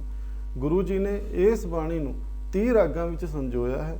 ਭਾਈ ਗੁਰਦਾਸ ਜੀ ਨੇ ਗੁਰੂ ਅਰਜਨ ਦੇਵ ਜੀ ਦੇ ਕਹੇ ਅਨੁਸਾਰ ਸਨ 1604 ਈਸਵੀ ਵਿੱਚ ਆਦਿ ਗ੍ਰੰਥ ਸੰਪੂਰਨ ਕੀਤਾ। ਇਸ ਨੂੰ 16 ਅਗਸਤ ਸਨ 1604 ਈਸਵੀ ਨੂੰ ਹਰਿਮੰਦਰ ਸਾਹਿਬ ਦੀ ਨਵੀਂ ਇਮਾਰਤ ਵਿੱਚ ਸਥਾਪਿਤ ਕੀਤਾ ਗਿਆ ਅਤੇ ਬਾਬਾ ਬੁੱਢਾ ਜੀ ਨੂੰ ਇਸ ਦੇ ਪਹਿਲੇ ਗ੍ਰੰਥੀ ਬਣਾਇਆ ਗਿਆ। ਇਹ ਵੀ ਮੋਸਟ ਇੰਪੋਰਟੈਂਟ ਕੁਐਸਚਨ ਹੈ, ਪੁੱਛਿਆ ਜਾਂਦਾ ਕਿ ਗੁਰੂ ਹਰਿਮੰਦਰ ਸਾਹਿਬ ਦੇ ਸਭ ਤੋਂ ਪਹਿਲੇ ਗ੍ਰੰਥੀ ਕੌਣ ਸੀਗੇ, ਜੇ ਪੁੱਛ ਲੈਂਦੇ ਹੈੱਡ ਗ੍ਰੰਥੀ ਕੌਣ ਸੀਗੇ, ਤੇ ਹਰਿਮੰਦਰ ਸਾਹਿਬ ਜੀ ਦੇ ਸਭ ਤੋਂ ਪਹਿਲੇ ਗ੍ਰੰਥੀ ਬਾਬਾ ਬੁੱਢਾ ਜੀ ਸਨ। ਠੀਕ ਹੈ, ਅੱਗੇ ਪੜ੍ਹਦੇ ਹਾਂ। ਗੁਰੂ ਜੀ ਨੇ ਸੁਖਮਨੀ ਸਾਹਿਬ ਦੀ ਰਚਨਾ ਕੀਤੀ। ਸਹੀ ਰੂਪ ਵਿੱਚ ਇਸ ਨੂੰ ਸੁੱਖਾਂ ਦੀ ਮਣੀ ਵੀ ਕਿਹਾ ਜਾਂਦਾ ਹੈ। ਇਹ ਭਗਤੀ ਕਾਵਿ ਦੀ ਉੱਚ ਕੋਟੀ ਰੂਪ ਹੈ ਭਗਤੀ ਕਾਵਿ ਦਾ। ਸਨ 1590 ਈਸਵੀ ਵਿੱਚ ਗੁਰੂ ਜੀ ਨੇ ਤਰਨਤਾਰਨ ਸ਼ਹਿਰ ਨੂੰ ਵਸਾਇਆ ਸੀ। ਉਹਨਾਂ ਇੱਥੇ ਇੱਕ ਸਰੋਵਰ ਅਤੇ ਜੀਵ ਰੱਖ ਬਣਵਾਈ। ਜੀਵ ਰੱਖ ਹੁੰਦੀ ਹੈ ਕਿ ਜਿੱਥੇ ਕਿ ਜੀਵ ਰਹਿ ਸਕਦੇ ਹਨ, ਉਹਨਾਂ ਰੱਖ ਸ਼ਰਨ ਸਥਲ ਹੁੰਦਾ ਹੈ, ਕਹਿਣਾ ਜਿਵੇਂ ਆਪਾਂ ਚਿੜੀਆ ਘਰ ਕਹਿ ਦਿੰਦੇ ਹਾਂ। ਠੀਕ ਹੈ, ਜੀਵ ਰੱਖ, ਕਿਉਂਕਿ ਉੱਥੇ ਉਹ ਜੀਵ ਸੁਰੱਖਿਅਤ ਹੈਗੇ ਨੇ, ਉੱਥੇ ਇਨਸਾਨ ਦਾ ਆਣਾ ਜਾਣਾ ਸੀਮਿਤ ਹੈ। ਠੀਕ ਹੈ, ਉੱਥੇ ਜਾ ਸਕਦੇ ਨੇ ਬਟ ਉਹਨੂੰ ਦੂਰ ਤੋਂ ਦੇਖ ਸਕਦੇ ਨੇ, ਇਹਦਾ ਜੀਵ ਰੱਖ ਕਹਿ ਦਿੰਦੇ ਉਹਨਾਂ ਨੂੰ। ਠੀਕ ਹੈ, ਜੋ ਕਿ ਸਿੱਖਾਂ ਲਈ ਇੱਕ ਧਾਰਮਿਕ ਸਥਲ ਬਣ ਗਿਆ ਹੈ ਇਸ ਸਮੇਂ। ਸਨ 1594 ਈਸਵੀ ਵਿੱਚ ਆਪ ਜੀ ਨੇ ਜ਼ਿਲ੍ਹਾ ਜਲੰਧਰ ਵਿੱਚ ਕਰਤਾਰਪੁਰ ਨਾਮ ਦਾ ਇੱਕ ਹੋਰ ਸ਼ਹਿਰ ਵਸਾਇਆ ਸੀ। ਗੁਰੂ ਜੀ ਨੇ ਬਿਆਸ ਦਰਿਆ ਦੇ ਸੱਜੇ ਕਿਨਾਰੇ ਤੇ ਉੱਜੜ ਚੁੱਕੇ ਪਿੰਡ ਰੁਹੇਲਾ ਨੂੰ ਮੁੜ ਵਸਾਇਆ ਅਤੇ ਆਪਣੇ ਪੁੱਤਰ ਦੇ ਨਾਮ ਤੇ ਇਸ ਦਾ ਨਾਮ ਸ਼੍ਰੀ ਹਰਗੋਬਿੰਦਪੁਰ ਰੱਖਿਆ। ਬਾਲ ਹਰਗੋਬਿੰਦ ਜੀ ਦਾ ਜਨਮ ਸਨ 1595 ਈਸਵੀ ਵਿੱਚ ਹੋਇਆ ਸੀ। ਗੁਰੂ ਅਰਜਨ ਦੇਵ ਜੀ ਨੇ ਸੰਤੋਖਸਰ ਅਤੇ ਰਾਮਸਰ ਸਰੋਵਰ ਵਿਖੇ ਪਹਿਲਾਂ ਹੋਏ ਗੁਰੂਆਂ ਵੱਲੋਂ ਆਰੰਭੀ ਉਸਾਰੀ ਮੁਕੰਮਲ ਕਰਵਾਈ ਸੀਗੀ। ਮਤਲਬ ਕਿ ਜਿਹੜੇ ਪਹਿਲੇ ਗੁਰੂ ਸਾਹਿਬਾਨ ਸੀਗੇ ਉਹਨਾਂ ਨੇ ਇੱਥੇ ਕੁਝ ਉਸਾਰੀ ਸ਼ੁਰੂ ਕਰਵਾਈ ਸੀਗੀ, ਉਹ ਉਸਾਰੀ ਪੂਰੀ ਨਹੀਂ ਸੀ ਹੋਈ। ਉਸ ਉਸਾਰੀ ਨੂੰ ਜਿਹੜੀ ਪੂਰੀ ਕਰਵਾਇਆ ਸੀਗਾ, ਠੀਕ ਹੈ, ਉਸ ਇਮਾਰਤ ਨੂੰ ਪੂਰਾ ਕਰਵਾਉਣ ਦਾ ਕੰਮ ਜਿਹੜਾ ਸੀਗਾ ਉਹ ਪੰਜਵੀਂ ਪਾਤਸ਼ਾਹੀ ਸ੍ਰੀ ਗੁਰੂ ਅਰਜਨ ਦੇਵ ਜੀ ਨੇ ਕੀਤਾ ਸੀਗਾ। ਗੁਰੂ ਸਾਹਿਬ ਨੂੰ ਇਹਨਾਂ ਸਥਾਨਾਂ, ਨਗਰਾਂ ਅਤੇ ਮੰਦਿਰਾਂ ਦੀ ਉਸਾਰੀ ਲਈ ਉਗਰਾਹੀ ਵੀ ਕਰਨੀ ਪੈਂਦੀ ਸੀ। ਸਾਰੇ ਸਿੱਖਾਂ ਨੂੰ ਆਪਣੀ ਆਮਦਨ ਵਿੱਚੋਂ ਗੁਰੂ ਦੇ ਨਾਮ ਤੇ ਦਸਵੰਧ ਕੱਢਣ ਲਈ ਪ੍ਰੇਰਿਤ ਕੀਤਾ ਗਿਆ ਸੀਗਾ। ਇਹ ਕੁਐਸਚਨ ਵੀ ਪੁੱਛਿਆ ਜਾਂਦਾ ਕਿ ਦਸਵੰਧ ਪ੍ਰਥਾ ਕਿਹਨਾਂ ਨੇ ਸ਼ੁਰੂ ਕੀਤੀ ਸੀਗੀ, ਉਹਦੇ ਬਾਰੇ ਕਿਹਨਾਂ ਨੇ ਦੱਸਿਆ ਸੀਗਾ। ਠੀਕ ਹੈ, ਦਸਵੰਧ ਜਿਹੜਾ ਹੈਗਾ ਸ੍ਰੀ ਗੁਰੂ ਅਰਜਨ ਦੇਵ ਜੀ ਨੇ ਸਿੱਖਾਂ ਨੂੰ ਹੁਕਮ ਦਿੱਤਾ ਸੀਗਾ ਕਿ ਉਹ ਆਪਣੀ ਕਮਾਈ ਦਾ 10ਵਾਂ ਹਿੱਸਾ ਧਾਰਮਿਕ ਸਥਾਨਾਂ ਮਤਲਬ ਗੁਰਦੁਆਰਾ ਸਾਹਿਬ ਨੂੰ ਚੜਾਉਣ। ਠੀਕ ਹੈ। ਮਸੰਦਾਂ ਨੂੰ ਵੀ ਦਾਨ ਇਕੱਠਾ ਕਰਕੇ ਗੁਰੂ ਦੀ ਗੋਲਕ ਵਿੱਚ ਭੇਜਣ ਦਾ ਨਿਰਦੇਸ਼ ਦਿੱਤਾ ਗਿਆ ਸੀ। ਇਸ ਤੋਂ ਬਾਅਦ ਗੁਰੂ ਸਾਹਿਬ ਨੂੰ ਹੁਣ ਸੱਚੇ ਪਾਤਸ਼ਾਹ ਦੇ ਨਾਮ ਨਾਲ ਜਾਣਿਆ ਜਾਣ ਲੱਗਾ ਸੀਗਾ। ਅਕਬਰ ਦੀ ਮੌਤ ਤੋਂ ਬਾਅਦ ਜਹਾਂਗੀਰ ਨੇ ਗੁਰੂ ਸਾਹਿਬ ਦੇ ਵੱਧਦੇ ਪ੍ਰਭਾਵ ਦਾ ਵਿਰੋਧ ਕੀਤਾ। ਜਹਾਂਗੀਰ ਦੇ ਪੁੱਤਰ ਖੁਸਰਾਓ ਨੇ ਆਪਣੇ ਪਿਤਾ ਦੀ ਇਸ ਗੱਲ ਦਾ ਵਿਰੋਧ ਜਤਾਇਆ ਅਤੇ ਲਾਹੌਰ ਨੂੰ ਜਾਂਦਿਆਂ ਰਾਹ ਵਿੱਚ ਉਹ ਗੋਇੰਦਵਾਲ ਸਾਹਿਬ ਵਿਖੇ ਗੁਰੂ ਸਾਹਿਬ ਦੇ ਦਰਸ਼ਨ ਕਰਕੇ ਗਿਆ। ਇਸ ਗੱਲ ਤੋਂ ਭੈਭੀਤ ਜਹਾਂਗੀਰ ਨੇ ਗੁਰੂ ਜੀ ਨੂੰ ਬੰਦੀ ਬਣਾ ਲਿਆ। ਉਹਨਾਂ ਨੂੰ ਲਾਹੌਰ ਲੈ ਜਾਇਆ ਗਿਆ ਅਤੇ ਕਈ ਦਿਨਾਂ ਤੱਕ ਸਰੀਰਕ ਤਸੀਹੇ ਦਿੱਤੇ ਗਏ। ਗੁਰੂ ਜੀ ਉੱਤੇ ਜ਼ੁਲਮ ਕਰਨ ਵਾਲਿਆਂ ਵਿੱਚ ਸ਼ਾਮਿਲ ਸਨ ਚੰਦੂ ਸ਼ਾਹ ਖਜ਼ਾਨਚੀ, ਜਿਸ ਦੀ ਪੁੱਤਰੀ ਦਾ ਰਿਸ਼ਤਾ ਗੁਰੂ ਸਾਹਿਬ ਨੇ ਆਪਣੇ ਪੁੱਤਰ ਹਰਗੋਬਿੰਦ ਲਈ ਨਹੀਂ ਕਬੂਲਿਆ ਸੀ। ਗੁਰੂ ਜੀ ਨੂੰ ਉਦੋਂ ਤੱਕ ਤਸੀਹੇ ਦਿੱਤੇ ਗਏ ਜਦੋਂ ਤੱਕ ਉਹ ਨਿਰਬਲ ਨਾ ਹੋ ਗਏ। ਗੁਰੂ ਜੀ ਨੇ ਆਪਣੇ 11 ਸਾਲ ਦੇ ਪੁੱਤਰ ਹਰਗੋਬਿੰਦ ਨੂੰ ਇਹ ਸੰਦੇਸ਼ਾ ਦਿੱਤਾ ਕਿ ਉਹ ਬਾਬਾ ਬੁੱਢਾ ਜੀ ਨੂੰ ਕਹਿਣ ਕਿ ਉਹਨਾਂ ਨੂੰ 6ਵੇਂ ਗੁਰੂ ਥਾਪ ਦਿੱਤਾ ਜਾਵੇ।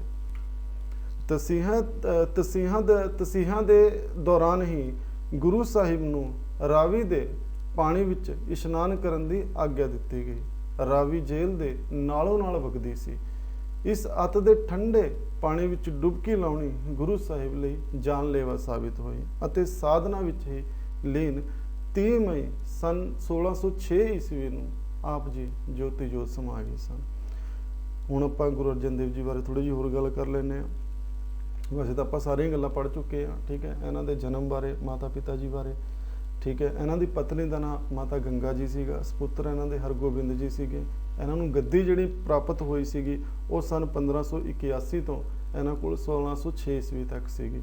ਇਹਨਾਂ ਨੇ ਸੰਪੂਰਨ ਮਤਲਬ ਕਿ ਸੰਪੂਰਨ ਕਰਵਾਇਆ ਸੀਗਾ ਅੰਮ੍ਰਿਤ ਸਰੋਵਰ ਨੂੰ ਸੰਪੂਰਨ ਕਰਵਾਇਆ ਸੀ, ਸੰਤੋਖਸਰ ਅਤੇ ਰਾਮਸਰ ਸਰੋਵਰ ਨੂੰ ਪੂਰਾ ਕਰਵਾਇਆ ਸੀਗਾ। ਉਹ ਸਾਰੀ ਕਰਵਾਈ ਸੀਗੀ। ਹਰਿਮੰਦਰ ਸਾਹਿਬ ਦੀ ਸੱਦਾ ਭੇਜਿਆ ਸੀਗਾ ਹਰਿਮੰਦਰ ਸਾਹਿਬ ਜੀ ਦੀ ਨੀਂਹ ਰੱਖਣ ਵਾਸਤੇ ਮੁਸਲਿਮ ਸੰਤ ਸੂਫੀ ਸੰਤ ਮੀਆਂ ਮੀਰ ਜੀ ਨੂੰ।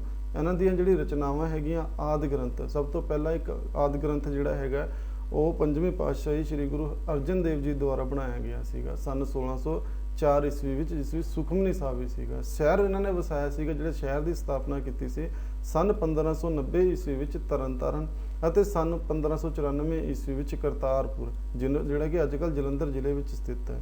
ਪੁਨਰ ਨਿਰਮਾਣ ਮਤਲਬ ਕਿ ਦੁਬਾਰਾ ਤੋਂ ਇੱਕ ਪਿੰਡ ਵਸਾਇਆ ਸੀ ਜਿਹਦੇ ਪਿੰਡ ਦਾ ਨਾਂ ਸੀਗਾ ਰੋਹੇਲਾ। ਠੀਕ ਹੈ। ਇਸ ਦਾ ਨਾਂ ਇਹਨਾਂ ਨੇ ਆਪਣੇ ਪੁੱਤਰ ਦੇ ਨਾਂ ਹਰਗੋਬਿੰਦਪੁਰ ਰੱਖਿਆ ਸੀਗਾ। ਜਾਰੀ ਕੀਤਾ ਸੀ ਦਸਵੰਧ ਪ੍ਰਥਾ। ਸਮੇਂ ਦੇ ਮੁਗਲ ਬਾਦਸ਼ਾਹ ਅਕਬਰ ਅਤੇ ਜਹਾਂਗੀਰ ਸੀਗੇ।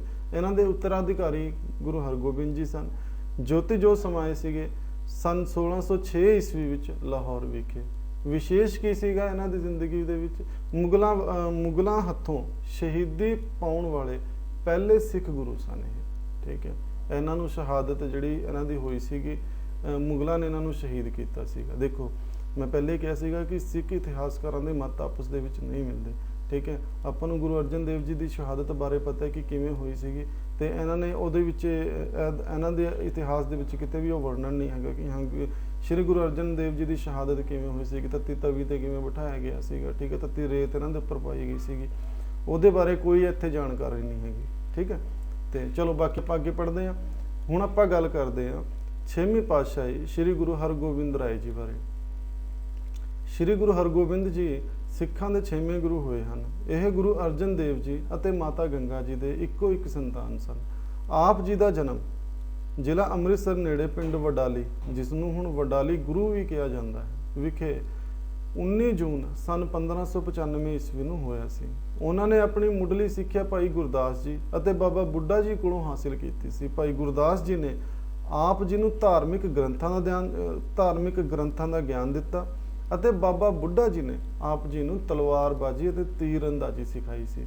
ਗੁਰੂ ਹਰਗੋਬਿੰਦ ਜੀ ਦੀ ਉਮਰ ਉਸ ਸਮੇਂ ਕੇਵਲ 11 ਸਾਲਾਂ ਦੀ ਸੀ ਜਦੋਂ ਆਪ ਜੀ ਨੂੰ ਗੁਰੂ ਥਾਪਿਆ ਗਿਆ। ਆਪ ਜੀ 2 ਤਲਵਾਰਾਂ ਧਾਰਨ ਕਰਕੇ ਆਪਣੇ ਪਿਤਾ ਜੀ ਦੀ ਗੱਦੀ ਤੇ ਬਿਰਾਜਮਾਨ ਹੋਏ ਸਨ। ਇਹ ਦੋਨੋਂ ਤਲਵਾਰਾਂ ਮੀਰੀ ਅਤੇ ਪੀਰੀ ਨੂੰ ਦਰਸਾਉਂਦੀਆਂ ਹਨ। ਇਸੇ ਕਾਰਨ ਆਪ ਜੀ ਨੂੰ ਮੀਰੀ ਪੀਰੀ ਦੇ ਮਾਲਕ ਕਿਹਾ ਜਾਂਦਾ ਹੈ। ਮੀਰੀ ਦਾ ਸੰਬੰਧ ਅਰਬੀ ਭਾਸ਼ਾ ਦੇ ਸਰਬ ਅਮੀਰੀ ਤੋਂ ਹੈ, ਜਿਸ ਦਾ ਅਰਥ ਪੈਸੇ ਪੱਖੋਂ ਅਮੀਰ ਨਹੀਂ ਬਲਕਿ ਦਿਲ ਤੋਂ ਅਮੀਰ ਹੈ। ਜੋ ਕਿ ਇੱਕ ਅਮੀਰ ਬਾਦਸ਼ਾਹ ਜਾਂ ਸਰਦਾਰ ਨੂੰ ਦਰਸਾਉਂਦੀ ਹੈ। ਮੀਰੀ ਤੋਂ ਭਾਵ ਹੈ ਬਾਦਸ਼ਾਹ ਜਾਂ ਸਰਦਾਰੀ। ਪੀਰੀ, ਪੀਰੀ ਦਾ ਸੰਬੰਧ ਫਾਰਸੀ ਭਾਸ਼ਾ ਦੇ ਸ਼ਬਦ ਪੀਰ ਤੋਂ ਹੈ, ਜੋ ਕਿ ਇੱਕ ਧਰਮ ਆਗੂ ਜਾਂ ਗੁਰੂ ਨੂੰ ਦਰਸਾਉਂਦਾ ਹੈ। ਪੀਰੀ ਤੋਂ ਭਾਵ ਹੈ ਧਾਰਮਿਕ ਅਧਿਕਾਰ ਜਾਂ ਧਰਮ ਆਗੂ। ਗੁਰੂ ਅਰਜਨ ਦੇਵ ਜੀ ਦੀ ਸ਼ਹਾਦਤ ਨੇ ਸਿੱਖ ਧਰਮ ਦੇ ਇਤਿਹਾਸ ਵਿੱਚ ਇੱਕ ਨਵਾਂ ਮੋੜ ਲਿਆਂਦਾ ਸੀਗਾ। ਕਿਉਂਕਿ ਨਵਾਂ ਮੋੜ ਕਾਹਤੋਂ ਲਿਆਂਦਾ ਸੀਗਾ? ਕਿਉਂਕਿ ਗੁਰੂ ਅਰਜਨ ਦੇਵ ਜੀ ਨੂੰ ਸਿੱਖਾਂ ਦੇ ਜਿਹੜੇ ਉਸ ਟਾਈਮ ਜਿਹੜੇ ਸਿੱਖਾਂ ਦੀ ਗਿਣਤੀ ਸੀਗੀ ਉਸ ਨੂੰ ਵੱਧਦੀ ਹੋਈ ਦੇਖ ਕੇ, ਕਿਉਂਕਿ ਕਈ ਮੁਸਲਮਾਨ ਵੀ ਸੀਗੇ ਜਿਹੜੇ ਸਿੱਖ ਧਰਮ ਅਪਣਾ ਰਹੇ ਸੀਗੇ, ਹਿੰਦੂ ਵੀ ਸਿੱਖ ਧਰਮ ਅਪਣਾ ਰਹੇ ਸੀਗੇ, ਤੇ ਮੁਸਲਮਾਨਾਂ ਦੇ ਸਿੱਖ ਧਰਮ ਅਪਣਾਉਣ ਦੇ ਕਾਰਨ ਇਹਨਾਂ ਨੂੰ ਵਿਰੋਧ ਜਤਾਇਆ ਇਹਨਾਂ ਨੇ ਕਿ ਹਾਂ ਯਾਰ ਕਿ ਕੋਈ ਬੰਦਾ ਹੁਣ ਸਿੱਖ ਨਹੀਂ ਬਣਨਾ ਚਾਹੀਦਾ। ਇਸ ਚੀਜ਼ ਕਰਕੇ ਇਹਨਾਂ ਨੇ ਗੁਰੂ ਅਰਜਨ ਦੇਵ ਜੀ ਨੂੰ ਸ਼ਹਾਦਤ ਦਿੱਤੀ ਸੀਗੀ। ਇਹਨਾਂ ਨੇ ਗੁਰੂ ਅਰਜਨ ਦੇਵ ਜੀ ਨੂੰ ਜਿਹੜਾ ਹੈਗਾ ਕਿ ਸ਼ਹੀਦੀ ਕਰਵਾਈ ਸੀਗੀ ਇਹਨਾਂ ਨੂੰ ਨੈਚੁਰਲ ਡੈਥ ਨਹੀਂ ਸੀ ਹੋਈ ਇਹਨਾਂ ਦੀ। ਇਸ ਚੀਜ਼ ਕਰਕੇ ਗੁਰੂ ਅਰਜਨ ਦੇਵ ਜੀ ਦੀ ਸ਼ਹਾਦਤ ਨੇ ਸਿੱਖ ਧਰਮ ਦੇ ਇਤਿਹਾਸ ਵਿੱਚ ਇੱਕ ਨਵਾਂ ਮੋੜ ਲਿਆਂਦਾ ਸੀ। ਗੁਰੂ ਹਰਗੋਬਿੰਦ ਪਾਤਸ਼ਾਹ ਜੀ ਇਹ ਸਮਝ ਗਏ ਸਨ ਕਿ ਮੁਗਲਾਂ ਦੇ ਵਿਰੋਧੀ ਰਵੱਈਏ ਨਾਲ ਨਜਿੱਠਣ ਲਈ ਸਖਤ ਤਰੀਕਿਆਂ ਦੀ ਲੋੜ ਹੈ। ਇਸ ਲਈ ਉਹਨਾਂ ਨੇ ਇੱਕ ਸੰਤ ਸਿਪਾਹੀ ਦਾ ਰੂਪ ਧਾਰਿਆ ਸੀ। ਕਿਉਂਕਿ ਇਹਨਾਂ ਤੋਂ ਪਹਿਲੇ ਜਿੰਨੇ ਵੀ ਗੁਰੂ ਸਾਹਿਬਾਨ ਸਾਡੇ ਸੀਗੇ ਸਿੱਖ ਧਰਮ ਦੇ, ਉਹਨਾਂ ਸਾਰਿਆਂ ਨੇ ਸਿੱਖੀ ਦਾ ਪ੍ਰਚਾਰ ਜਿਹੜਾ ਹੈਗਾ ਉਹ ਨਿਮਰਤਾ ਨਾਲ ਕੀਤਾ ਸੀਗਾ। ਉਹ ਕਿਸੇ ਨੇ ਵੀ ਮਤਲਬ ਕਿ ਹਥਿਆਰ ਨਹੀਂ ਚੱਕਿਆ ਸੀਗਾ। ਹਥਿਆਰ ਚੁੱਕਣ ਵਾਲੇ ਸ੍ਰੀ ਗੁਰੂ ਹਰਗੋਬਿੰਦ ਪਾਤਸ਼ਾਹ ਮਹਾਰਾਜ ਸਭ ਤੋਂ ਪਹਿਲੇ ਸੀਗੇ। ਠੀਕ ਹੈ, ਇਸ ਲਈ ਉਹਨਾਂ ਨੇ ਇਸ ਸਿੱਖ ਸੰਗਠਨ ਨੂੰ ਇੱਕ ਸੈਨਿਕ ਦੇ ਰੂਪ, ਇੱਕ ਸਿੱਖ ਸੰਗਠਨ ਜਿਹੜਾ ਸੀਗਾ ਉਹਨੂੰ ਸੈਨਿਕ ਦਾ ਰੂਪ ਬਖਸ਼ਿਆ ਸੀਗਾ। ਉਹਨਾਂ ਨੇ ਮਸੰਦਾ ਹੱਥ ਸਿੱਖਾਂ ਨੂੰ ਸੁਨੇਹਾ ਘੱਲਿਆ ਕਿ ਉਹ ਤੋਹਫੇ ਦੇ ਤੌਰ ਤੇ, ਮਤਲਬ ਕਿ ਜੋ ਸਿੱਖ ਉਸ ਸਮੇਂ ਗੁਰੂ ਸਾਹਿਬਾਨ ਨੂੰ ਤੋਹਫੇ ਭੇਜਿਆ ਕਰਦੇ ਸੀਗੇ ਜਾਂ ਕੁਝ ਮਾਇਆ ਭੇਜਿਆ ਕਰਦੇ ਸੀਗੇ, ਤਾਂ ਉਸ ਦੇ ਪੱਖੋਂ ਗੁਰੂ ਸਾਹਿਬਾਨ ਨੇ ਉਹਨਾਂ ਸਾਰਿਆਂ ਨੂੰ ਸੁਨੇਹਾ ਘੱਲਿਆ ਕਿ ਉਹ ਤੋਹਫੇ ਦੇ ਤੌਰ ਤੇ ਗੁਰੂ ਜੀ ਨੂੰ ਘੋੜੇ ਅਤੇ ਸ਼ਸਤਰ ਭੇਟ ਕਰਨ। ਉਹਨਾਂ ਨੇ 52 ਹਥਿਆਰਬੰਦ ਸਿੱਖਾਂ ਦੀ ਟੁਕੜੀ ਨੂੰ ਅੰਗ ਰੱਖਿਅਕ ਦੇ ਤੌਰ ਤੇ ਨਿਯੁਕਤ ਕੀਤਾ ਸੀ। ਸਨ 1609 ਈਸਵੀ ਵਿੱਚ ਉਹਨਾਂ ਨੇ ਹਰਿਮੰਦਰ ਸਾਹਿਬ ਦੇ ਸਾਹਮਣੇ ਇੱਕ ਹੋਰ ਇਮਾਰਤ ਦਾ ਨਿਰਮਾਣ ਕਰਵਾਇਆ ਅਤੇ ਇਸ ਇਮਾਰਤ ਨੂੰ ਅਕਾਲ ਤਖਤ ਅਰਥਾਤ ਰੱਬੀ ਸਿੰਘਾਸਨ ਦਾ ਨਾਮ ਦਿੱਤਾ ਗਿਆ ਸੀਗਾ। ਯਾਦ ਰੱਖ ਲੈਣਾ ਕਿ ਕਦੋਂ ਅਕਾਲ ਤਖਤ ਸਾਹਿਬ ਦਾ ਨਿਰਮਾਣ ਹੋਇਆ ਸੀ? ਸਨ 1609 ਈਸਵੀ ਦੇ ਵਿੱਚ ਸ੍ਰੀ ਗੁਰੂ ਹਰਗੋਬਿੰਦ ਪਾਤਸ਼ਾਹ 6ਵੀਂ ਪਾਤਸ਼ਾਹੀ ਵੱਲੋਂ ਕਰਵਾਇਆ ਗਿਆ ਸੀਗਾ। ਠੀਕ ਹੈ, ਇੱਥੇ ਉਹ ਸਿੱਖ ਸੰਪਰਦਾਇ ਸੰਬੰਧੀ ਧਾਰਮਿਕ ਕਾਰਜ ਪੂਰੇ ਕਰਦੇ ਅਤੇ ਇਨਸਾਫ ਕਰਦੇ ਸਨ। ਅੰਮ੍ਰਿਤਸਰ ਨੂੰ ਹੋਰ ਤਾਕਤਵਰ ਬਣਾਉਣ ਲਈ ਗੁਰੂ ਜੀ ਨੇ ਇੱਥੇ ਲੋਹਗੜ੍ਹ ਨਾਮ ਦਾ ਇੱਕ ਕਿਲਾ ਬਣਵਾਇਆ ਸੀ। ਸਿੱਖਾਂ ਕੋਲ ਹਥਿਆਰਬੰਦ ਸੈਨਾ ਹੋਣ ਦੀ ਖਬਰ ਮਿਲਦੇ ਹੀ ਜਹਾਂਗੀਰ ਨੇ ਆਪ ਜੀ ਨੂੰ ਗਵਾਲੀਅਰ ਦੇ ਕਿਲੇ ਵਿੱਚ ਬੰਦੀ ਬਣਾਉਣ ਦੇ ਹੁਕਮ ਜਾਰੀ ਕਰ ਦਿੱਤੇ। ਇੱਥੇ ਗੁਰੂ ਜੀ ਨੂੰ ਕਈ ਭਾਰਤੀ ਰਾਜਿਆਂ ਨਾਲ ਨਜ਼ਰਬੰਦ ਰੱਖਿਆ ਗਿਆ। ਜਦੋਂ ਗੁਰੂ ਜੀ ਦੀ ਰਿਹਾਈ ਦਾ ਸਮਾਂ ਆਇਆ ਤਾਂ ਆਪ ਜੀ ਨੇ ਆਪਣੇ ਨਾਲ ਬੰਦੀ ਰਾਜਿਆਂ ਦੀ ਰਿਹਾਈ ਦੀ ਵੀ ਮੰਗ ਕੀਤੀ ਅਤੇ ਅਜਿਹਾ ਨਾ ਹੋਣ ਦੀ ਸੂਰਤ ਵਿੱਚ ਆਪਣੀ ਰਿਹਾਈ ਤੋਂ ਵੀ ਆਪ ਜੀ ਨੇ ਇਨਕਾਰ ਕਰ ਦਿੱਤਾ। ਇਸ ਤਰ੍ਹਾਂ ਆਪ 52 ਕੈਦੀ ਰਾਜਾ ਸਮੇਤ ਜੇਲ੍ਹ ਤੋਂ ਬਾਹਰ ਆਏ ਸਨ।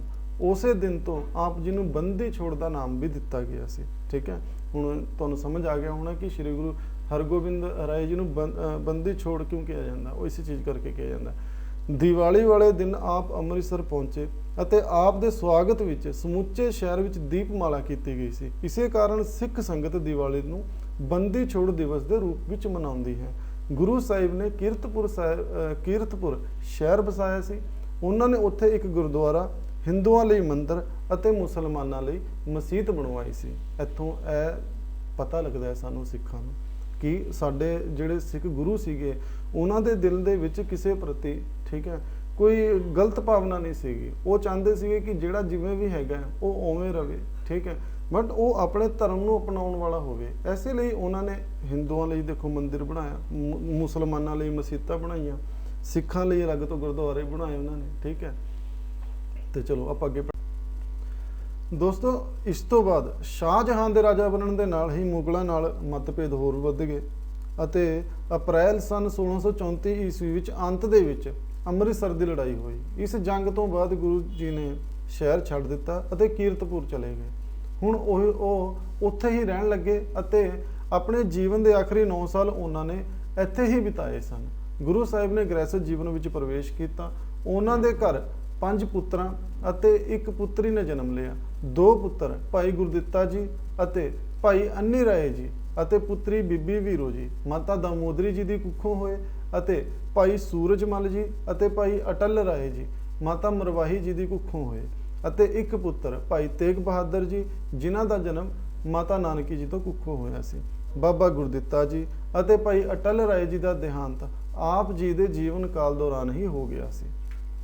ਭਾਈ ਸੂਰਜਮਲ ਜੀ ਬਹੁਤ ਹੀ ਜ਼ਿਆਦਾ ਸੰਸਾਰਿਕ ਅਤੇ ਗੁਰੂ ਤੇਗ ਬਹਾਦਰ ਜੀ ਬਹੁਤ ਹੀ ਜ਼ਿਆਦਾ ਧਾਰਮਿਕ ਸੁਭਾਅ ਦੇ ਸਨ। ਇਸ ਲਈ ਸਮਾਂ ਆਉਣ ਤੇ ਗੁਰੂ ਸਾਹਿਬ ਨੇ ਭਾਈ ਗੁਰਦਿੱਤਾ ਜੀ ਦੇ ਪੁੱਤਰ ਭਾਈ ਹਰ ਰਾਏ ਜੀ ਨੂੰ 7ਵੇਂ ਗੁਰੂ ਦੇ ਰੂਪ ਵਿੱਚ ਆਪਣਾ ਉੱਤਰਾਧਿਕਾਰੀ ਚੁਣਿਆ ਸੀ।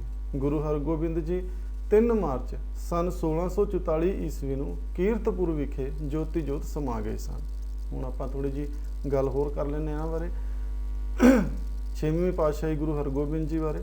ਤੇ ਇਹਨਾਂ ਦਾ ਜਨਮ ਬਾਰੇ ਆਪਾਂ ਪੜ੍ਹ ਚੁੱਕੇ ਹਾਂ। ਜਨਮ ਸਨ 1595 ਈਸਵੀ ਵਿੱਚ ਅੰਮ੍ਰਿਤਸਰ ਨੇੜੇ ਪਿੰਡ ਵਡਾਲੀ ਵਿੱਚ ਵਿਖੇ ਹੋਇਆ ਸੀ, ਜਿਹਨੂੰ ਅੱਜ ਕੱਲ੍ਹ ਕਿ ਵਡਾਲੀ ਜਿਹੜਾ ਹੈਗਾ ਕਿ ਸਥਿਤ ਹੈ। ਮਾਤਾ ਪਿਤਾ ਜਿਹੜੇ ਹੈਗੇ ਆ ਮਾਤਾ ਗੰਗਾ ਜੀ, ਪਿਤਾ ਗੁਰੂ ਅਰਜਨ ਦੇਵ ਜੀ ਸਨ। ਪਤਨੀ ਇਹਨਾਂ ਦੇ ਜਿਹੜੇ ਸੀਗੇ ਮਾਤਾ ਦਮੋਦਰੀ ਜੀ, ਮਾਤਾ ਮਰਵਾਹੀ ਜੀ ਅਤੇ ਮਾਤਾ ਨਾਨਕੀ ਜੀ ਸੀ। ਪੁੱਤਰ ਇਹਨਾਂ ਦੇ ਭਾਈ ਗੁਰਦਿੱਤਾ ਜੀ, ਅੰਨੀ ਰਾਏ ਜੀ, ਸੂਰਜਮਲ ਜੀ, ਅਟਲ ਰਾਏ ਜੀ ਅਤੇ ਗੁਰੂ ਤੇਗ ਬਹਾਦਰ ਜੀ ਸਨ। ਗੁਰਗੱਦੀ ਜਿਹੜੀ ਸੀਗੀ ਸ੍ਰੀ ਗੁਰੂ ਹਰਗੋਬਿੰਦ ਰਾਏ ਜੀ ਨੂੰ ਸਨ 1606 ਈਸਵੀ ਤੋਂ ਲੈ ਕੇ ਸਨ 1644 ਈਸਵੀ ਤੱਕ ਸੀ। ਬਖਸ਼ਿਸ਼ ਕੀਤੀ ਇਹਨਾਂ ਨੇ, ਇਹ ਮੀਰੀ ਪੀਰੀ ਦੇ ਮਾਲਕ ਬਣੇ। ਠੀਕ ਹੈ, ਪਹਿਚਾਣ ਜਿਹੜੀ ਸੀਗੀ ਇਹਨਾਂ ਨੂੰ ਬੰਦੀ ਛੋੜ ਗੁਰੂ ਦੇ ਨਾਂ ਨਾਲ ਵੀ ਜਾਣਿਆ ਜਾਂਦਾ ਹੈ। ਇਹਨਾਂ ਨੇ ਉਸਾਰੀ ਕਰਵਾਈ ਸੀਗੀ ਅਕਾਲ ਤਖਤ ਦੀ ਹਰਿਮੰਦਰ ਸਾਹਿਬ ਦੇ ਬਿਲਕੁਲ ਸਾਹਮਣੇ। ਕਿਲਾਬੰਦੀ ਕੀਤੀ ਸੀ ਅੰਮ੍ਰਿਤਸਰ ਦੀ, ਕਿਲੇ ਦਾ ਨਿਰਮਾਣ ਕਰਵਾਇਆ ਜਿਸ ਨੂੰ ਲੋਹਗੜ੍ਹ ਕਹਿੰਦੇ ਸੀਗੇ। ਸ਼ਹਿਰ ਵਸਾਇਆ ਸੀ ਕੀਰਤਪੁਰ। ਸਮੇਂ ਦੇ ਮੁਗਲ ਬਾਦਸ਼ਾਹ ਜਹਾਂਗੀਰ ਅਤੇ ਸ਼ਾਹਜਹਾਂ ਸੀਗੇ। ਇਹਨਾਂ ਨੇ ਆਪਣਾ ਉੱਤਰਾਧਿਕਾਰੀ ਚੁਣਿਆ ਗੁਰੂ ਹਰ ਰਾਏ ਜੀ ਨੂੰ। ਜੋਤੀ ਜੋਤ ਸਮਾਏ ਸਨ 1644 ਈਸਵੀ ਵਿੱਚ ਕੀਰਤਪੁਰ ਵਿਖੇ। ਦੋਸਤੋ ਹੁਣ ਅਸੀਂ ਗੱਲ ਕਰ ਲੈਂਦੇ ਹਾਂ 7ਵੀਂ ਪਾਤਸ਼ਾਹੀ ਸ੍ਰੀ ਗੁਰੂ ਹਰ ਰਾਏ ਜੀ ਬਾਰੇ। ਗੁਰੂ ਹਰ ਰਾਏ ਜੀ ਦਾ ਜਨਮ 16 ਜਨਵਰੀ ਸਨ 1630 ਈਸਵੀ ਨੂੰ ਕੀਰਤਪੁਰ ਵਿਖੇ ਹੋਇਆ ਸੀ।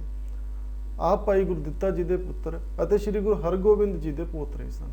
ਆਪ ਜੀ ਦੀ ਮਾਤਾ ਜੀ ਦਾ ਨਾਮ ਮਾਤਾ ਅਨੰਤੀ ਜਾਂ ਮਾਤਾ ਨੱਤੀ ਦੇਵੀ ਵੀ ਕਿਹਾ ਜਾਂਦਾ ਸੀ। ਉਹਨਾਂ ਦਾ ਵਿਆਹ ਉੱਤਰ ਪ੍ਰਦੇਸ਼ ਦੇ ਦਿਆਰਾਮ ਦੀ ਪੁੱਤਰੀ ਬੀਬੀ ਸੁਲੱਖਣੀ ਜੀ ਨਾਲ ਹੋਇਆ ਸੀ। ਉਹਨਾਂ ਦੇ 2 ਪੁੱਤਰ ਭਾਈ ਰਾਮ ਰਾਏ ਅਤੇ ਭਾਈ ਹਰਕ੍ਰਿਸ਼ਨ ਜੀ ਸਨ। ਭਾਈ ਗੁਰਦਿੱਤਾ ਜੀ ਦੀ ਆਪਣੇ ਪਿਤਾ ਜੀ ਦੇ ਜੀਵਨ ਕਾਲ ਦੌਰਾਨ ਹੀ ਮੌਤ ਹੋ ਗਈ ਸੀ।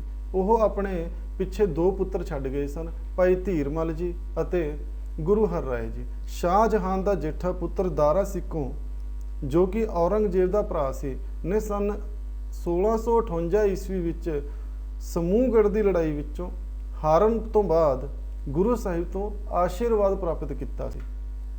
ਗੁਰੂ ਜੀ ਨੇ ਉਸ ਨੂੰ ਆਸ਼ੀਰਵਾਦ ਦਿੱਤਾ ਅਤੇ ਇੱਕ ਵਾਰੀ ਜਦ ਉਸ ਨੂੰ ਕੋਈ ਚਮੜੀ ਦਾ ਰੋਗ ਹੋਇਆ ਸੀ ਤਾਂ ਗੁਰੂ ਸਾਹਿਬ ਨੇ ਉਸ ਦੀ ਤੰਦਰੁਸਤੀ ਲਈ ਕੁਝ ਜੜੀ ਬੂਟੀਆਂ ਭੇਜੀਆਂ ਸਨ, ਜਿਨ੍ਹਾਂ ਨਾਲ ਉਸ ਦਾ ਰੋਗ ਕੱਟਿਆ ਗਿਆ ਸੀ। ਕੁਝ ਲੋਕਾਂ ਨੇ ਦਾਰਾ ਸਿੱਕੋ ਦੀ ਗੁਰੂ ਜੀ ਨਾਲ ਹੋਈ ਇਸ ਮੁਲਾਕਾਤ ਨੂੰ ਔਰੰਗਜ਼ੇਬ ਨੂੰ ਗਲਤ ਤਰੀਕੇ ਨਾਲ ਪੇਸ਼ ਕੀਤਾ। ਇਸ ਲਈ ਔਰੰਗਜ਼ੇਬ ਨੇ ਗੁਰੂ ਸਾਹਿਬ ਤੋਂ ਇਸ ਵਰਤਾਰੇ ਦੀ ਸਫਾਈ ਮੰਗੀ। ਗੁਰੂ ਜੀ ਨੇ ਆਪਣੇ ਵੱਡੇ ਪੁੱਤਰ ਰਾਮ ਰਾਏ ਨੂੰ ਸਫਾਈ ਦੇਣ ਲਈ ਭੇਜਿਆ। ਉਸ ਨੇ ਬਾਦਸ਼ਾਹ ਔਰੰਗਜ਼ੇਬ ਨੂੰ ਖੁਸ਼ ਕਰਨ ਲਈ ਸ੍ਰੀ ਗੁਰੂ ਗ੍ਰੰਥ ਸਾਹਿਬ ਵਿੱਚ ਸ਼ਾਮਿਲ ਇੱਕ ਪੰਗਤੀ ਦਾ ਸਹੀ ਅਰਥ ਨਾ ਦੱਸਦਿਆਂ ਹੋਇਆ ਨਾ ਦੱਸਿਆ ਉਹਨਾਂ ਨੇ। ਠੀਕ ਹੈ, ਜਿਹੜੀ ਪੰਗਤੀ ਸੀਗੀ ਨਾ, ਉਸ ਪੰਗਤੀ ਦਾ ਉਸ ਨੇ ਕੀ ਕੀਤਾ ਕਿ ਉਹ ਬਾਦਸ਼ਾਹ ਨੂੰ ਜਿਹੜਾ ਖੁਸ਼ ਕਰਨ ਲਈ ਨਾ ਉਸ ਪੰਗਤੀ ਦਾ ਅਰਥ ਜਿਹੜਾ ਉਹਨੇ ਸਹੀ ਨਾ ਉਹਨਾਂ ਨੂੰ ਦੱਸਿਆ। ਇਸ ਚੀਜ਼ ਪਿੱਛੇ ਕੀ ਹੋਇਆ ਕਿ ਗੁਰੂ ਸਾਹਿਬ ਨੇ ਆਪਣੇ ਪੁੱਤਰ ਦੀ ਇਸ ਹਰਕਤ ਤੋਂ ਉਸ ਨੂੰ ਬੇਦਖਲ ਕਰ ਦਿੱਤਾ। ਗੁਰੂ ਹਰ ਰਾਏ ਜੀ ਨੇ ਆਪਣੇ ਛੋਟੇ ਪੁੱਤਰ ਗੁਰੂ ਹਰਕ੍ਰਿਸ਼ਨ ਜੀ ਨੂੰ ਆਪਣਾ ਉੱਤਰਾਧਿਕਾਰੀ ਚੁਣਿਆ। 6 ਅਕਤੂਬਰ ਸਨ 1661 ਨੂੰ ਆਪ ਕੀਰਤਪੁਰ ਵਿਖੇ ਜੋਤੀ ਜੋਤ ਸਮਾ ਗਏ। ਤੇ ਹੁਣ ਆਪਾਂ ਹੋਰ ਗੱਲ ਕਰ ਲੈਂਦੇ ਹਾਂ। ਜਨਮ ਜੀ ਨੇ ਆਪਾਂ ਪੜ੍ਹ ਚੁੱਕੇ ਹਾਂ, ਮਾਤਾ ਪਿਤਾ ਬਾਰੇ ਵੀ ਪੜ੍ਹ ਚੁੱਕੇ ਹਾਂ। ਸਪੁੱਤਰ ਇਹਨਾਂ ਦੇ ਭਾਈ ਰਾਮ ਰਾਏ ਜੀ ਅਤੇ ਹਰਿਕ੍ਰਿਸ਼ਨ ਜੀ ਸਨ। ਗੁਰਗੱਦੀ ਜਿਹੜੀ ਇਹਨਾਂ ਨੂੰ ਮਿਲੀ ਸੀਗੀ ਉਹ ਸਨ 1644 ਈਸਵੀ ਤੋਂ ਮਿਲੀ ਸੀ, 1661 ਈਸਵੀ ਤੱਕ ਰਹੀ।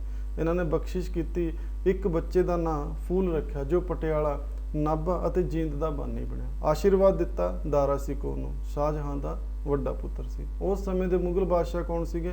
ਸ਼ਾਹਜਹਾਂ ਅਤੇ ਔਰੰਗਜ਼ੇਬ। ਉੱਤਰਾਧਿਕਾਰੀ ਕੌਣ ਸੀਗੇ ਆਪ ਜੀ ਦੇ? ਗੁਰੂ ਹਰਕ੍ਰਿਸ਼ਨ ਜੀ। ਜੋਤੀ ਜੋਤ ਸਮਾਏ ਸਨ 1661 ਈਸਵੀ ਵਿੱਚ ਕੀਰਤਪੁਰ ਸਾਹਿਬ ਵਿਖੇ। ਹੁਣ ਆਪਾਂ ਅੱਗੇ ਗੱਲ ਕਰ ਲੈਂਦੇ ਹਾਂ 8ਵੀਂ ਪਾਤਸ਼ਾਹੀ ਸ੍ਰੀ ਗੁਰੂ ਹਰਕ੍ਰਿਸ਼ਨ ਜੀ ਬਾਰੇ। ਸਿੱਖਾਂ ਦੇ 8ਵੇਂ ਗੁਰੂ ਹਰਕ੍ਰਿਸ਼ਨ ਜੀ ਦਾ ਜਨਮ 7 ਜੁਲਾਈ ਸਨ 1656 ਈਸਵੀ ਨੂੰ ਕੀਰਤਪੁਰ ਵਿਖੇ ਹੋਇਆ ਸੀ। ਆਪ ਜੀ ਗੁਰੂ ਹਰਰਾਏ ਜੀ ਅਤੇ ਮਾਤਾ ਸੁਲੱਖਣੀ ਜੀ ਦੇ ਸਭ ਤੋਂ ਛੋਟੇ ਸੁਪੁੱਤਰ ਸਨ। ਉਹ ਕੇਵਲ 5 ਸਾਲ ਦੇ ਸਨ ਜਦੋਂ ਉਹਨਾਂ ਨੇ ਸਨ 1661 ਈਸਵੀ ਵਿੱਚ ਆਪਣੇ ਪਿਤਾ ਜੀ ਦੀ ਗੁਰਗੱਦੀ ਸੰਭਾਲ ਲਈ ਸੀ। ਭਾਵੇਂ ਬਾਲ ਉਮਰ ਹੋਣ ਕਾਰਨ ਉਹ ਸਿੱਖੀ ਦੇ ਸੰਦਰਭ ਦਾ ਡੂੰਘਾ ਅਧਿਐਨ ਨਾ ਕਰ ਪਾਏ, ਪਰ ਉਹ ਆਪਣੇ ਬੋਲਾਂ ਰਾਹੀਂ ਦਿਲਾਂ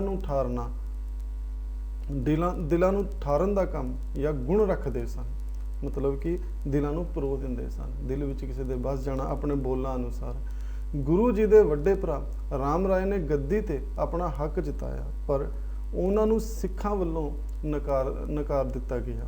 ਇਸ ਲਈ ਉਹ ਬਾਦਸ਼ਾਹ ਔਰੰਗਜ਼ੇਬ ਕੋਲ ਗਿਆ ਸੀ। ਰਾਜਾ ਨੇ ਅੰਬੇਰ ਦੇ ਰਾਜੇ ਜੈ ਸਿੰਘ ਰਾਹੀਂ ਗੁਰੂ ਜੀ ਨੂੰ ਸੰਮਨ ਭੇਜ ਕੇ ਦਿੱਲੀ ਦਰਬਾਰ ਬੁਲਾਇਆ ਸੀ। ਆਪ ਜੀ ਆਪਣੀ ਦਾਦੀ ਅਤੇ ਮਾਤਾ ਜੀ ਨਾਲ ਦਿੱਲੀ ਪਹੁੰਚੇ। ਗੁਰੂ ਜੀ ਨੂੰ ਮਿਰਜ਼ਾ ਜੈ ਸਿੰਘ ਰਾਇਸੀਨਾ, ਜਿੱਥੇ ਕਿ ਹੁਣ ਬੰਗਲਾ ਸਾਹਿਬ ਗੁਰਦੁਆਰਾ ਸਥਿਤ ਹੈ, ਦੇ ਘਰ ਵਿੱਚ ਰੱਖਿਆ ਗਿਆ ਸੀ, ਜਿੱਥੇ ਉਹਨਾਂ ਦੇ ਦਰਸ਼ਨ ਲਈ ਲੋਕ ਕਰਤਾਰਾਂ ਬਣ ਕੇ ਖੜੇ ਰਹਿੰਦੇ ਸਨ। ਦਿੱਲੀ ਵਿੱਚ ਆਪ ਜੀ ਨੂੰ ਮਾਤਾ ਹੋ ਗਈ ਸੀ।